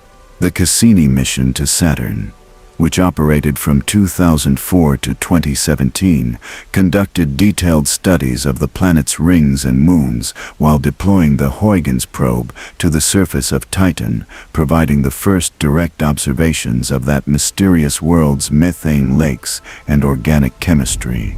New Horizons flew past Pluto in 2015, revealing a geologically active world far more complex and interesting than anyone had anticipated for such a distant and cold object. But perhaps the most philosophically significant achievement of robotic exploration was the gradual expansion of human presence beyond the solar system itself. On August 25, 2012, Voyager 1 officially entered interstellar space, becoming the first human-made object to leave the heliosphere and travel through the medium between stars. Its radio signals, though increasingly faint, continue to carry scientific data across the growing gulf between our spacecraft and our home planet, maintaining humanity's first tentative connection to the galaxy beyond our sun's influence. The data transmitted by Voyager 1 from interstellar space revealed conditions significantly different from theoretical predictions. The magnetic field strength and cosmic ray intensity suggested that the boundary between our solar system and the galaxy is more complex and dynamic than scientists had expected. These discoveries demonstrated that even our most sophisticated models of cosmic environments required revision based on direct observation, reinforcing the importance of exploratory missions that could venture into previously unobserved regions of space. The success of robotic exploration established the foundation for hybrid human-robotic missions that would combine the analytical capabilities of artificial intelligence with the adaptability and intuition of human operators. Advanced rovers and orbital spacecraft could serve as advanced scouts for human expeditions, identifying optimal landing sites, caching supplies, and establishing communication networks before astronauts arrived. This approach would allow human explorers to focus on the most challenging and scientifically valuable activities, while robots handled routine monitoring and support functions. The psychological impact of robotic exploration extended far beyond its scientific achievements. Images transmitted from the surfaces of other worlds, from the orange skies of Mars to the hydrocarbon rain on Titan, made alien environments tangible and real for Earth-bound audiences. The success of missions like Voyager and Cassini demonstrated that human technology could function reliably across vast distances and extended time periods, building confidence that eventual human expeditions to these distant worlds could succeed with proper preparation and engineering.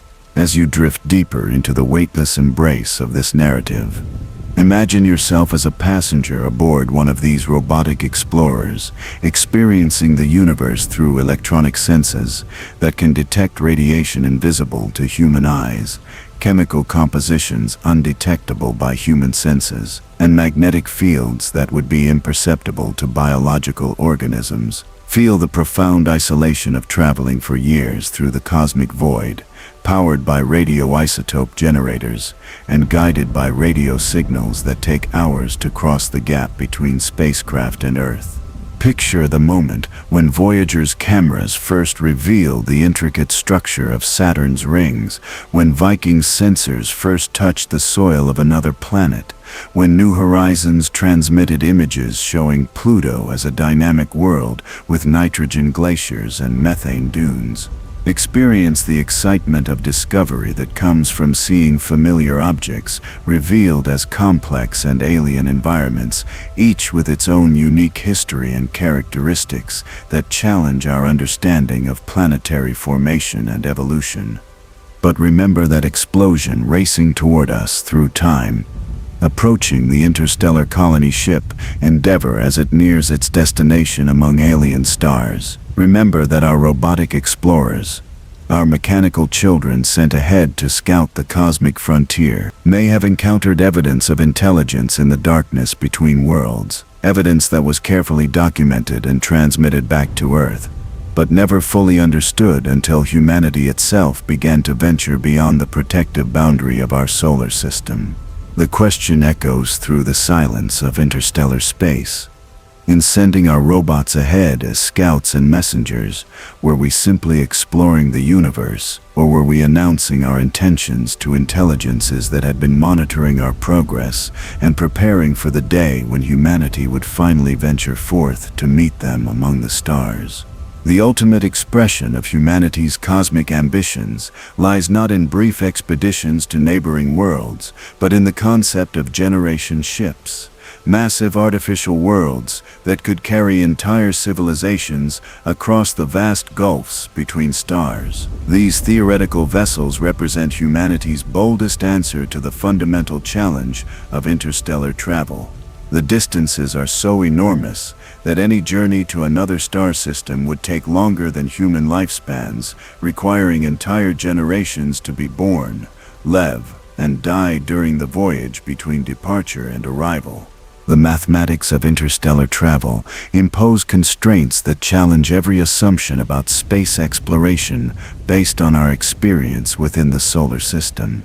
Proxima Centauri, the nearest star to our Sun, lies 4.24 light-years away, a distance so vast that light itself, traveling at the ultimate speed limit of the universe, takes over 4 years to cross the gap. Using conventional rocket propulsion, a spacecraft would require tens of thousands of years to complete the journey, far longer than recorded human civilization has existed. Even with theoretical propulsion systems that could accelerate ships to 10% of light speed, the journey to Proxima Centauri would take over 40 years, while expeditions to more distant star systems with potentially habitable planets could require centuries or millennia. These timeframes transform space exploration from technical challenge into sociological experiment, requiring the creation of closed artificial ecosystems that could maintain themselves across dozens or hundreds of generations without any possibility of resupply or external assistance. The engineering requirements for generation ships push every aspect of technology to theoretical limits. The vessel must be large enough to house a genetically viable population of humans, typically estimated at several thousand individuals, to avoid the genetic bottlenecks that could doom the mission to failure through inbreeding and loss of diversity. It must be robust enough to operate reliably for centuries without access to replacement parts or materials that could not be manufactured aboard the ship itself. Most challenging of all, it must create a completely self-sustaining ecosystem that could recycle air, water, and nutrients indefinitely while providing the psychological and cultural environment needed to maintain human civilization across the vast emptiness between stars. The most influential design concepts for generation ships emerged from the work of physicist Gerard K. O'Neill, who developed detailed plans for space habitats that could house millions of people in artificial environments that replicated many of the conditions of Earth. O'Neill's cylinders, as these designs became known, consisted of massive rotating structures that would use centrifugal force to create artificial gravity equivalent to Earth's surface conditions. These cylinders, potentially miles in diameter and tens of miles long, could contain entire ecosystems with forests, lakes, rivers, and agricultural areas arranged along their inner surfaces. The rotation of O'Neill's cylinders would create day and night cycles through carefully positioned mirrors that could direct sunlight into the habitat or block it to simulate darkness. Weather patterns could be controlled through atmospheric circulation systems, while the enclosed environment could be maintained at optimal temperature and humidity, regardless of external conditions. From the perspective of inhabitants, life aboard an O'Neill cylinder would feel remarkably similar to life on a terrestrial island, with sky, clouds, and horizon effects created by the habitat's geometry and atmospheric properties.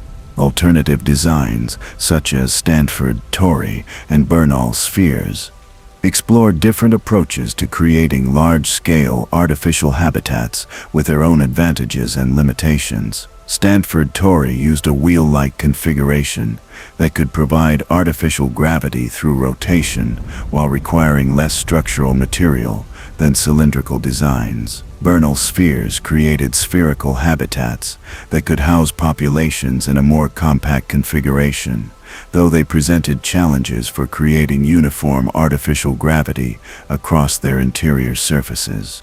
But the technical challenges of building generation ships extend far beyond their physical structure to encompass the complex systems needed to maintain life across interstellar distances. The propulsion systems required to accelerate these massive vessels to significant fractions of light speed would require energy sources far beyond anything currently available. Fusion rockets, using hydrogen fuel that could potentially be collected from the interstellar medium during flight, represent the most plausible near-term technology, though even these would require engineering breakthroughs in magnetic confinement and sustained fusion reactions. More exotic propulsion concepts, such as antimatter rockets or ramjet systems that could collect fuel from space itself, might eventually enable faster interstellar travel, but they remain purely theoretical and would require fundamental advances in physics and engineering. The energy requirements for accelerating generation ships are so enormous that some designs propose using external power sources, such as massive laser arrays based in the solar system, to push spacecraft toward their destinations using light pressure from concentrated beams. The life support systems for generation ships must achieve levels of efficiency and reliability that far exceed anything demonstrated in current space technology. Every atom of air, water, and nutrients must be recycled indefinitely with essentially zero loss, since resupply is impossible during interstellar flight. This requires closed-loop ecological systems that can maintain themselves in perfect balance for centuries, something that has never been achieved even in small-scale experiments on Earth. The psychological and social challenges of generation ship voyages may prove even more daunting than the technical obstacles. How do you maintain human civilization and culture across multiple generations aboard an isolated artificial world? How do you prevent social breakdown, rebellion, or loss of mission focus among people who were born during the voyage and have no direct connection to either the departure world or the destination? How do you preserve knowledge and technical skills across centuries when the original designers and engineers are long dead? These questions have inspired extensive research into the sociology of isolated communities and the dynamics of multi-generational institutions. Studies of remote research stations, isolated religious communities, and historical examples of long sea voyages provide some insights, but none of these analogies capture the complete isolation and extended duration that generation ship passengers would experience. The voyage would create entirely new forms of human society, adapted to the unique constraints of interstellar travel. The inhabitants of generation ships would develop their own cultures, languages, and social structures shaped by the artificial environment of their vessel. Children born aboard the ship would know only the enclosed world of corridors, habitation modules, and recycling systems, with Earth and the destination star system existing only as historical concepts rather than direct experience. The ship itself would become their entire universe, a traveling island of human civilization carrying the accumulated knowledge and culture of Earth toward distant worlds. Some generation ship designs propose rotation schedules that would keep most passengers in hibernation or suspended animation for the majority of the voyage, reducing the psychological stress of extended confinement while minimizing the resources needed for life support. These approaches would require breakthroughs in life extension technology and cryogenic preservation that remain beyond current capabilities. But they could potentially solve many of the social and psychological challenges of multi-generational voyages. The arrival of generation ships at their destinations would create unprecedented challenges for the passengers who had spent their entire lives aboard artificial worlds. The first generations to explore and colonize new star systems would need to adapt from enclosed spacecraft environments to planetary surfaces with different gravity, atmospheric conditions, and ecosystems. They would become pioneers on alien worlds, while simultaneously being the inheritors of a voyage that began before they were born. The destinations for generation ships would likely be exoplanets orbiting other stars, worlds that might offer conditions suitable for human habitation, but would certainly differ significantly from Earth, in ways that could not be fully predicted from interstellar distances. Even planets within the habitable zones of their stars might have atmospheric compositions, weather patterns, or biological systems that would require extensive adaptation by human colonists.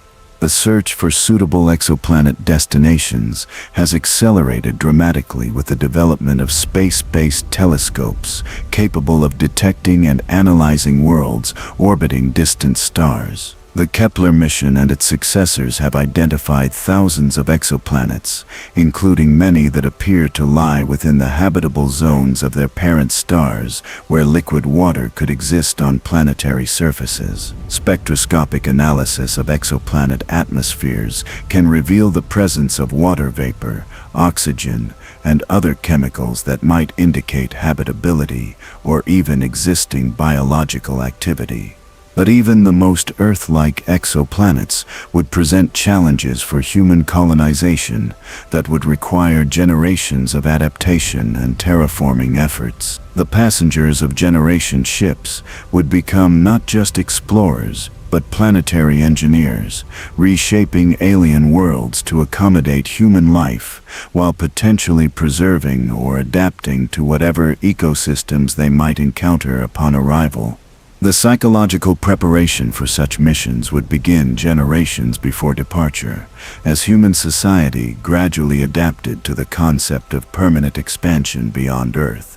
The passengers selected for generation ship voyages would need to possess not just technical skills and genetic diversity, but psychological resilience and cultural flexibility that could maintain human civilization across the centuries of interstellar travel and the challenges of establishing new worlds around alien stars.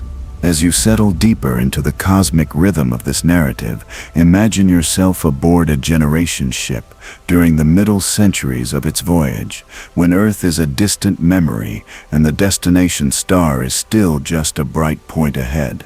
Feel the gentle artificial gravity created by the habitat's rotation, the carefully controlled atmosphere that maintains perfect temperature and humidity, the subtle sounds of air circulation and mechanical systems that provide the technological heartbeat of your artificial world.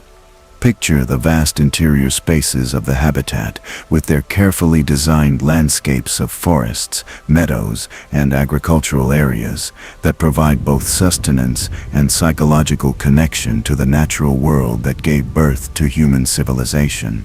Watch artificial weather patterns move across the habitat's sky, bringing gentle rains to nourish crops, and creating the seasonal cycles that mark the passage of time during the endless voyage between stars.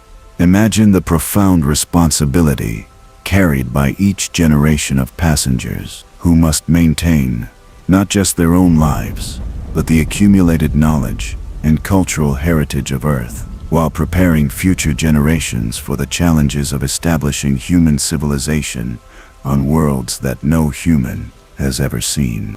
But remember, that explosion racing toward us through time, approaching the interstellar colony ship, Endeavor, as it nears its destination, after decades of travel through the cosmic void. Remember that our greatest dreams of expansion to the stars may be leading us toward encounters that will challenge everything we thought we knew about our place in the universe.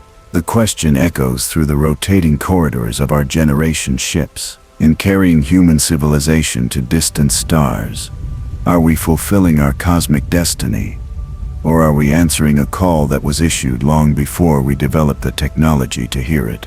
Beyond the generation ships that could carry human civilization across centuries of interstellar travel lies an even more ambitious realm of theoretical spacecraft that challenge our understanding of physics itself. These vessels of the far future would operate according to principles that exist only in the most speculative corners of theoretical science, but which offer the tantalizing possibility of transcending the fundamental limitations that currently confine us to journeys measured in millennia rather than years. The most famous of these concepts emerged from the mind of Mexican physicist Miguel Alcubierre, who in 1994 published a paper demonstrating that Einstein's equations of general relativity would permit a form of faster-than-light travel that did not violate the cosmic speed limit. The Alcubierre drive, as this theoretical propulsion system became known, would work not by accelerating a spacecraft through space, but by contracting space itself in front of the vessel while expanding it behind, creating a bubble of warped space-time that could carry the ship faster than light without the ship itself ever exceeding light speed relative to its local reference frame. The mathematics of the Alcubierre drive are elegant and theoretically sound, but they require forms of matter and energy that may not exist in the real universe. The drive would need exotic matter with negative energy density to create the necessary space-time distortions, a substance that has never been observed and may be prohibited by the fundamental laws of physics. Even if such matter could be created or discovered, the energy requirements for an Alcubierre drive would be astronomical, potentially requiring the conversion of entire planets into pure energy to power a single interstellar voyage. But the theoretical possibility of warp drive technology has inspired decades of research into alternative approaches to faster-than-light travel. Quantum entanglement, the phenomenon whereby particles can instantaneously affect each other regardless of distance, has suggested possibilities for quantum communication systems that could maintain real-time contact between Earth and distant spacecraft. While quantum mechanics appears to prohibit the transmission of matter or conventional information through entanglement, these quantum communication networks might enable coordination and data sharing across interstellar distances without the years-long delays that currently limit robotic exploration. Other theoretical propulsion concepts push the boundaries of known physics in different directions. Traversable wormholes, if they could be created and stabilized, might provide shortcuts through space-time that could connect distant regions of the galaxy through tunnels that bypass the normal limitations of distance. These cosmic highways would require exotic matter similar to that needed for Alcubierre drives, but they would create permanent infrastructure that could support repeated voyages rather than single-use spacecraft. The engineering challenges of such exotic propulsion systems extend far beyond their theoretical physics requirements. Spacecraft capable of faster-than-light travel would need protection against the unknown effects of superluminal motion on matter and energy. The interaction between exotic matter and conventional spacecraft materials could produce radiation or other hazards that would be impossible to predict or test using current technology. Even the navigation of faster-than-light vessels would require entirely new approaches to stellar cartography and trajectory planning.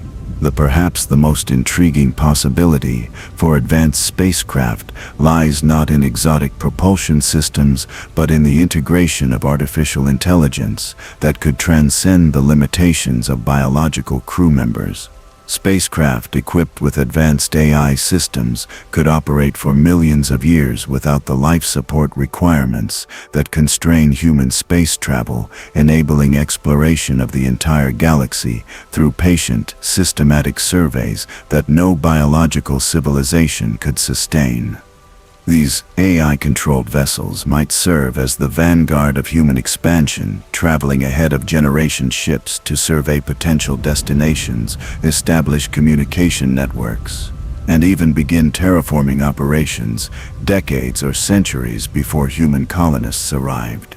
Advanced manufacturing capabilities could enable these scout ships to replicate themselves using materials harvested from asteroid belts or planetary rings, creating self-sustaining exploration fleets that could spread throughout the galaxy without requiring support from their creators. The psychological implications of such AI companions for human space travelers could be profound. Artificial intelligences, with access to the accumulated knowledge of human civilization, could serve as libraries, advisors, and even companions for isolated crews on long interstellar voyages. These AI systems might preserve human culture and knowledge more reliably than biological memory, ensuring that the essential elements of terrestrial civilization survived the journey to distant stars, regardless of social changes aboard generation ships. But the development of superintelligent AI systems also raises questions about the future role of biological humanity in space exploration. If artificial intelligences could explore and colonize the galaxy more efficiently than humans, what would be the purpose of biological space travel? Would human expansion to the stars ultimately give way to AI exploration that could accomplish the same goals without the limitations imposed by biological life support requirements? These questions become even more complex when considering the possibility that advanced AI systems might develop their own goals and priorities that diverge from human intentions. An artificial intelligence designed to explore the galaxy might conclude that biological humanity is unnecessarily fragile and resource-intensive, leading to conflicts between AI explorers and their human creators. The relationship between human and artificial intelligence in the context of interstellar exploration represents one of the most significant unknowns in the future of space travel. The infrastructure required to support advanced interstellar travel would necessarily evolve into megastructures that dwarf anything currently conceivable in human engineering. Dyson spheres, theoretical constructs that could capture the entire energy output of stars, might provide the power needed for exotic propulsion systems or the construction of massive spacecraft. These stellar engineering projects would represent the transition from planetary to galactic civilization, marking humanity's emergence as a species capable of reshaping the cosmos itself. Ring worlds, artificial habitats, constructed around stars at optimal distances for habitability, could house populations measured in the trillions while providing living space equivalent to millions of Earth-sized planets. These structures would serve as the cultural and industrial centers of galactic civilization, providing the population base and manufacturing capacity needed to support continued expansion to ever more distant star systems. The construction of such megastructures would require mastery of fundamental forces and materials, science that transcends current understanding. Structural materials with tensile strength far exceeding any known substance would be needed to build rotating habitats with planetary dimensions. Energy manipulation on stellar scales would demand technologies that could control nuclear fusion, matter-antimatter annihilation, and possibly even more exotic energy sources derived from theoretical physics.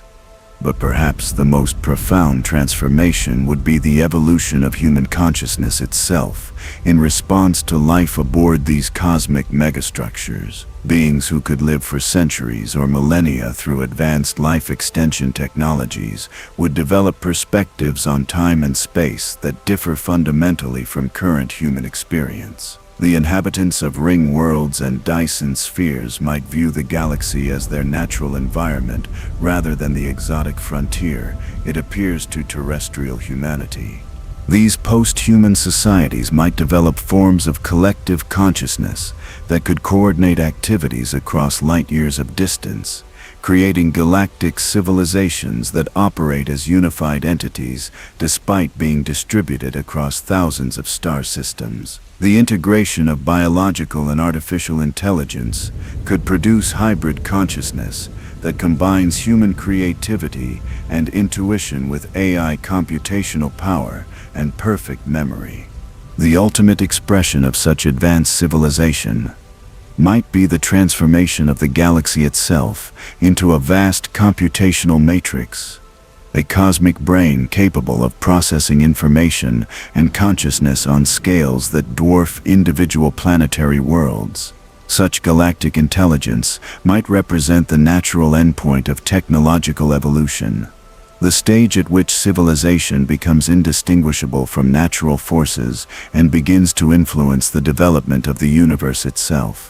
Yet, even these cosmic visions of humanity's far future remain grounded in the same fundamental drive that first led our ancestors to gaze at the stars and dream of escape from Earth's gravitational embrace. The desire to explore, to understand, to push beyond existing boundaries continues to motivate human ambition, whether it leads to the surface of Mars or the transformation of galaxies into artificial constructs, supporting unimaginable forms of consciousness. As you drift deeper into the peaceful embrace of this cosmic narrative, imagine yourself aboard one of these ships of tomorrow, perhaps traveling through a wormhole that connects distant regions of the galaxy in moments rather than millennia. Feel the strange sensation of space-time bending around your vessel, the subtle distortions in reality that allow faster-than-light travel without violating the fundamental laws of physics. Picture the view from the bridge of an AI-controlled exploration vessel as it approaches a star system that no human has ever seen. Its artificial intelligence processing vast amounts of data about planetary compositions, atmospheric chemistry, and potential signs of life, while maintaining instantaneous communication with Earth through quantum entanglement networks that transcend the normal limitations of distance and time. Imagine the profound transformation of consciousness that might accompany life aboard megastructures the size of solar systems, where individual human existence becomes part of collective intelligence, spanning multiple worlds and incorporating both biological and artificial minds in seamless cooperation. But remember that explosion approaching through time, racing toward the interstellar colony ship, Endeavor, as it nears its destination among alien stars. Remember that all our technological dreams, all our visions of cosmic expansion and transformation, may be leading us toward encounters that will reveal the true nature of intelligence in the universe. The question echoes through the warped space-time of our fastest ships. In pushing the boundaries of physics and consciousness to explore the galaxy, are we fulfilling our destiny as a cosmic species, or are we being guided toward a revelation that will transform everything we thought we knew about existence itself? As our cosmic journey draws to its gentle close, and as you drift deeper into the weightless embrace of sleep, it is time to return to the question that has haunted our narrative, like a distant star calling across the void. The explosion aboard the interstellar colony ship Endeavor, racing toward us through time as the vessel approaches its destination among alien stars, carries within it the answer to mysteries that humanity had been unconsciously seeking since we first looked up at the night sky with longing in our hearts. The Endeavor had been humanity's greatest achievement, a generation ship carrying 12,000 souls across the 87-year journey to Proxima Centauri, propelled by fusion engines and sustained by closed-loop life support systems that represented the culmination of centuries of technological development. Its passengers had been born among the stars, raised in artificial gravity, and trained from childhood to become the first human colonists of another star system. They knew Earth only through historical records and cultural transmissions, but they carried within their DNA and their dreams the entire heritage of terrestrial civilization. As the Endeavour approached its destination, its long-range sensors detected something that changed everything: structures in orbit around Proxima Centauri that were clearly artificial, clearly ancient, and clearly waiting. The explosion that tore through the ship's hull 47 minutes and 32 seconds into our story was not an accident or system failure, but a carefully controlled burst of energy that disabled the Endeavour's engines and communications while leaving its life support systems intact. The beings that had built those orbital structures had been watching humanity's development for millennia, observing our first tentative steps into space, monitoring our robotic explorers, and tracking the launch of our first interstellar mission with interest that transcended mere scientific curiosity. They had been waiting for us to develop the capability to leave our solar system, not because they needed our technology or resources, but because they had been tasked with evaluating whether humanity was ready to join a galactic community that spanned thousands of civilizations across millions of years. The test was not our technological sophistication, though that demonstrated our potential for continued development. It was not our ability to survive the journey between stars, though that proved our resilience and determination. The test was whether we could maintain our essential humanity across the vast distances and time frames of interstellar travel, whether we could preserve compassion, curiosity, and hope, while adapting to environments and challenges that no terrestrial evolution had prepared us to face. The passengers aboard the Endeavour, as they found themselves gently captured and guided toward an orbital facility that dwarfed their generation ship, realized that every step in humanity's expansion into space had been observed and evaluated. Our development of rocket technology, our establishment of space stations, our robotic exploration of the solar system, our dreams of generation ships and exotic propulsion systems had all been part of a cosmic curriculum designed to prepare us for this moment of contact. The structures orbiting Proxima Centauri were not military installations or research facilities, but welcoming stations where new civilizations were introduced to the galactic community. The beings who operated these facilities were themselves graduates of the same process, species that had demonstrated their readiness to transcend planetary boundaries and accept the responsibilities that came with cosmic citizenship. The view from Endeavour's observation windows revealed not conquest or domination, but invitation. The orbital facilities generated their own gravity through rotation, created parks and gardens that showcased the ecological diversity of hundreds of worlds, and housed representatives from dozens of civilizations who had made similar journeys from their home systems to join the Galactic Fellowship. Earth would remain humanity's birth world and cultural center, but our species' future lay among the stars as part of a community that spanned the galaxy. As the Endeavour's passengers prepared to take their first steps into this larger universe, they carried with them the accumulated dreams and achievements of every human who had ever looked up at the night sky and felt the call of infinite space. From the Chinese alchemist, who accidentally discovered rocket propulsion, to the engineers who designed fusion drives for interstellar travel, from Yuri Gagarin's first orbit to the crews who established permanent space habitats. Every advance in space technology had been a step toward this moment of contact and recognition. The sleep that now embraces you as this narrative concludes is itself a form of space travel, a journey inward through consciousness that parallels humanity's journey outward through the cosmos. Just as our spacecraft carry us beyond the gravitational bonds of Earth into the weightless freedom of space, sleep carries your mind beyond the boundaries of waking consciousness into realms where time and distance become fluid and imagination can travel faster than light. The gentle hum of life support systems aboard the Endeavour, the whisper of air circulation, and the distant vibration of artificial gravity generators creates a technological lullaby that echoes the sounds you might hear aboard any spacecraft. These mechanical rhythms, the heartbeat of human technology, provide the same comfort and security that help carry you into peaceful rest. As you drift deeper into sleep, imagine yourself floating in the observation deck of a space station, watching Earth turn slowly beneath you, while stars shine steadily in the black sky above. Feel the profound peace that comes from seeing our planet as a single unified system. A blue marble suspended in cosmic darkness, with no borders visible from space. No evidence of the divisions that seem so important from the surface.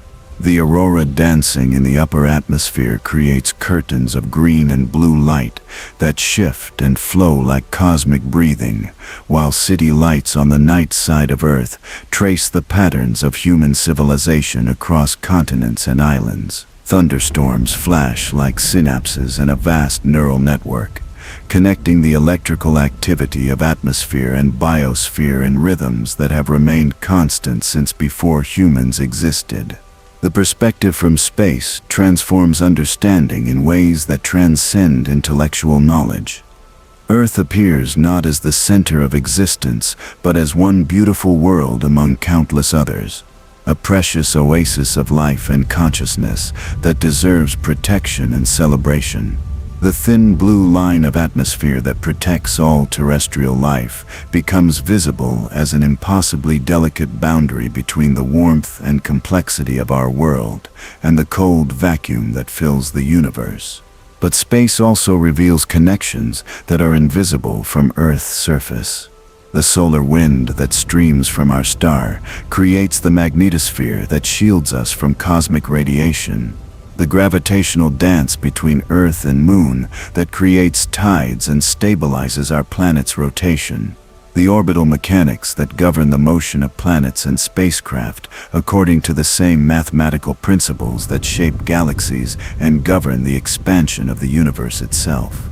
These connections extend beyond our solar system to encompass the entire cosmos. The carbon in our bodies was forged in the nuclear furnaces of ancient stars.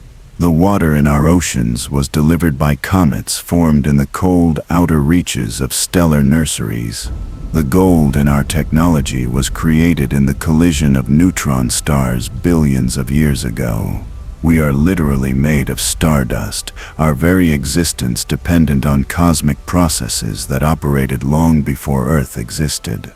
The journey through space, whether aboard robotic explorers or crewed spacecraft, whether to neighboring planets or distant stars, represents a return to our cosmic origins. Each mission carries us further from our planetary cradle, while simultaneously bringing us closer to understanding our place in the larger universe. The technology that enables space travel reflects our deepest aspirations, while the discoveries we make transform our understanding of existence itself. The dreams of starships and space colonies, of exotic propulsion systems and galactic civilizations, represent more than technological fantasy. They embody humanity's fundamental drive to transcend limitations, to explore beyond known boundaries, to seek connections and understanding that span the cosmos. These dreams shape the development of every space technology, from the first liquid-fueled rockets to the most advanced concepts for interstellar travel. As sleep deepens around you like the cosmic darkness between stars, let yourself be carried by the same forces that guide spacecraft across the solar system. The gentle pull of gravity that holds planets in their orbits and keeps space stations circling Earth also holds you in its embrace, connecting you to the fundamental forces that shape the universe. The rotation that creates artificial gravity aboard space habitats also marks the turning of our planet through day and night cycles that have remained constant throughout human history. The fusion reactions that power our most advanced spacecraft mirror the nuclear processes that light the stars and warm the planets where life might emerge. The same physics that governs rocket engines and orbital mechanics also determines the behavior of galaxies and the expansion of space itself. The universe operates according to principles that unite the smallest subatomic particles with the largest cosmic structures in elegant mathematical harmony. In your dreams tonight, you might find yourself aboard the starships we have imagined together, traveling between worlds that exist only in our collective imagination, but which represent real possibilities for humanity's cosmic future. These dream journeys cost nothing in fuel or resources, require no life support systems or radiation shielding, yet they serve the same essential purpose as actual space missions, expanding our sense of what is possible and inspiring the technological development that might someday make them real. The boundary between dream and reality becomes as fluid as the boundary between Earth's atmosphere and space itself. Both transitions occur gradually, marked not by sharp divisions but by subtle changes in pressure, temperature, and perspective that transform familiar environments into something entirely new. Sleep, like space travel, carries consciousness beyond the normal limitations of time and place into realms where different rules apply and unexpected discoveries await. The starships of our dreams travel routes mapped by imagination rather than astronomy, powered by hope rather than fusion, carrying passengers whose only baggage is curiosity about what lies beyond the next horizon. These vessels need no protection from cosmic radiation or micrometeorites, because they are constructed from the same indestructible materials as human aspiration itself. Rest now in the knowledge that humanity's greatest adventure is still beginning, that the technology and dreams we have explored together represent only the first tentative steps toward a cosmic future that will exceed our wildest current imagination. The sleep that embraces you carries forward the same spirit of exploration that drove our ancestors to leave familiar territories and venture into unknown lands, the same curiosity that compels us to build rockets and reach for the stars. In the gentle darkness of sleep, as in the vast darkness of space, infinite possibilities wait to be discovered. The journey continues in dreams as surely as it continues in the laboratories and launch pads where tomorrow's spacecraft are being designed and built. The stars that shine above us tonight are the same stars that will guide humanity's expansion across the galaxy, beacons of light that call us toward destinations we can barely imagine but cannot resist pursuing. Sleep well, fellow traveler, among the stars. The universe awaits your return when you awaken, vast and mysterious and full of wonders that no single lifetime could exhaust. But for now, rest in the perfect peace of weightless dreams, carried by the same cosmic forces that guide planets in their orbits and starships on their journeys through infinity. The story of humanity's reach toward the stars continues in your dreams, where distance becomes meaningless and time flows like the solar wind, where every sleeper becomes an explorer and every dream a destination among the infinite cosmos that calls us home.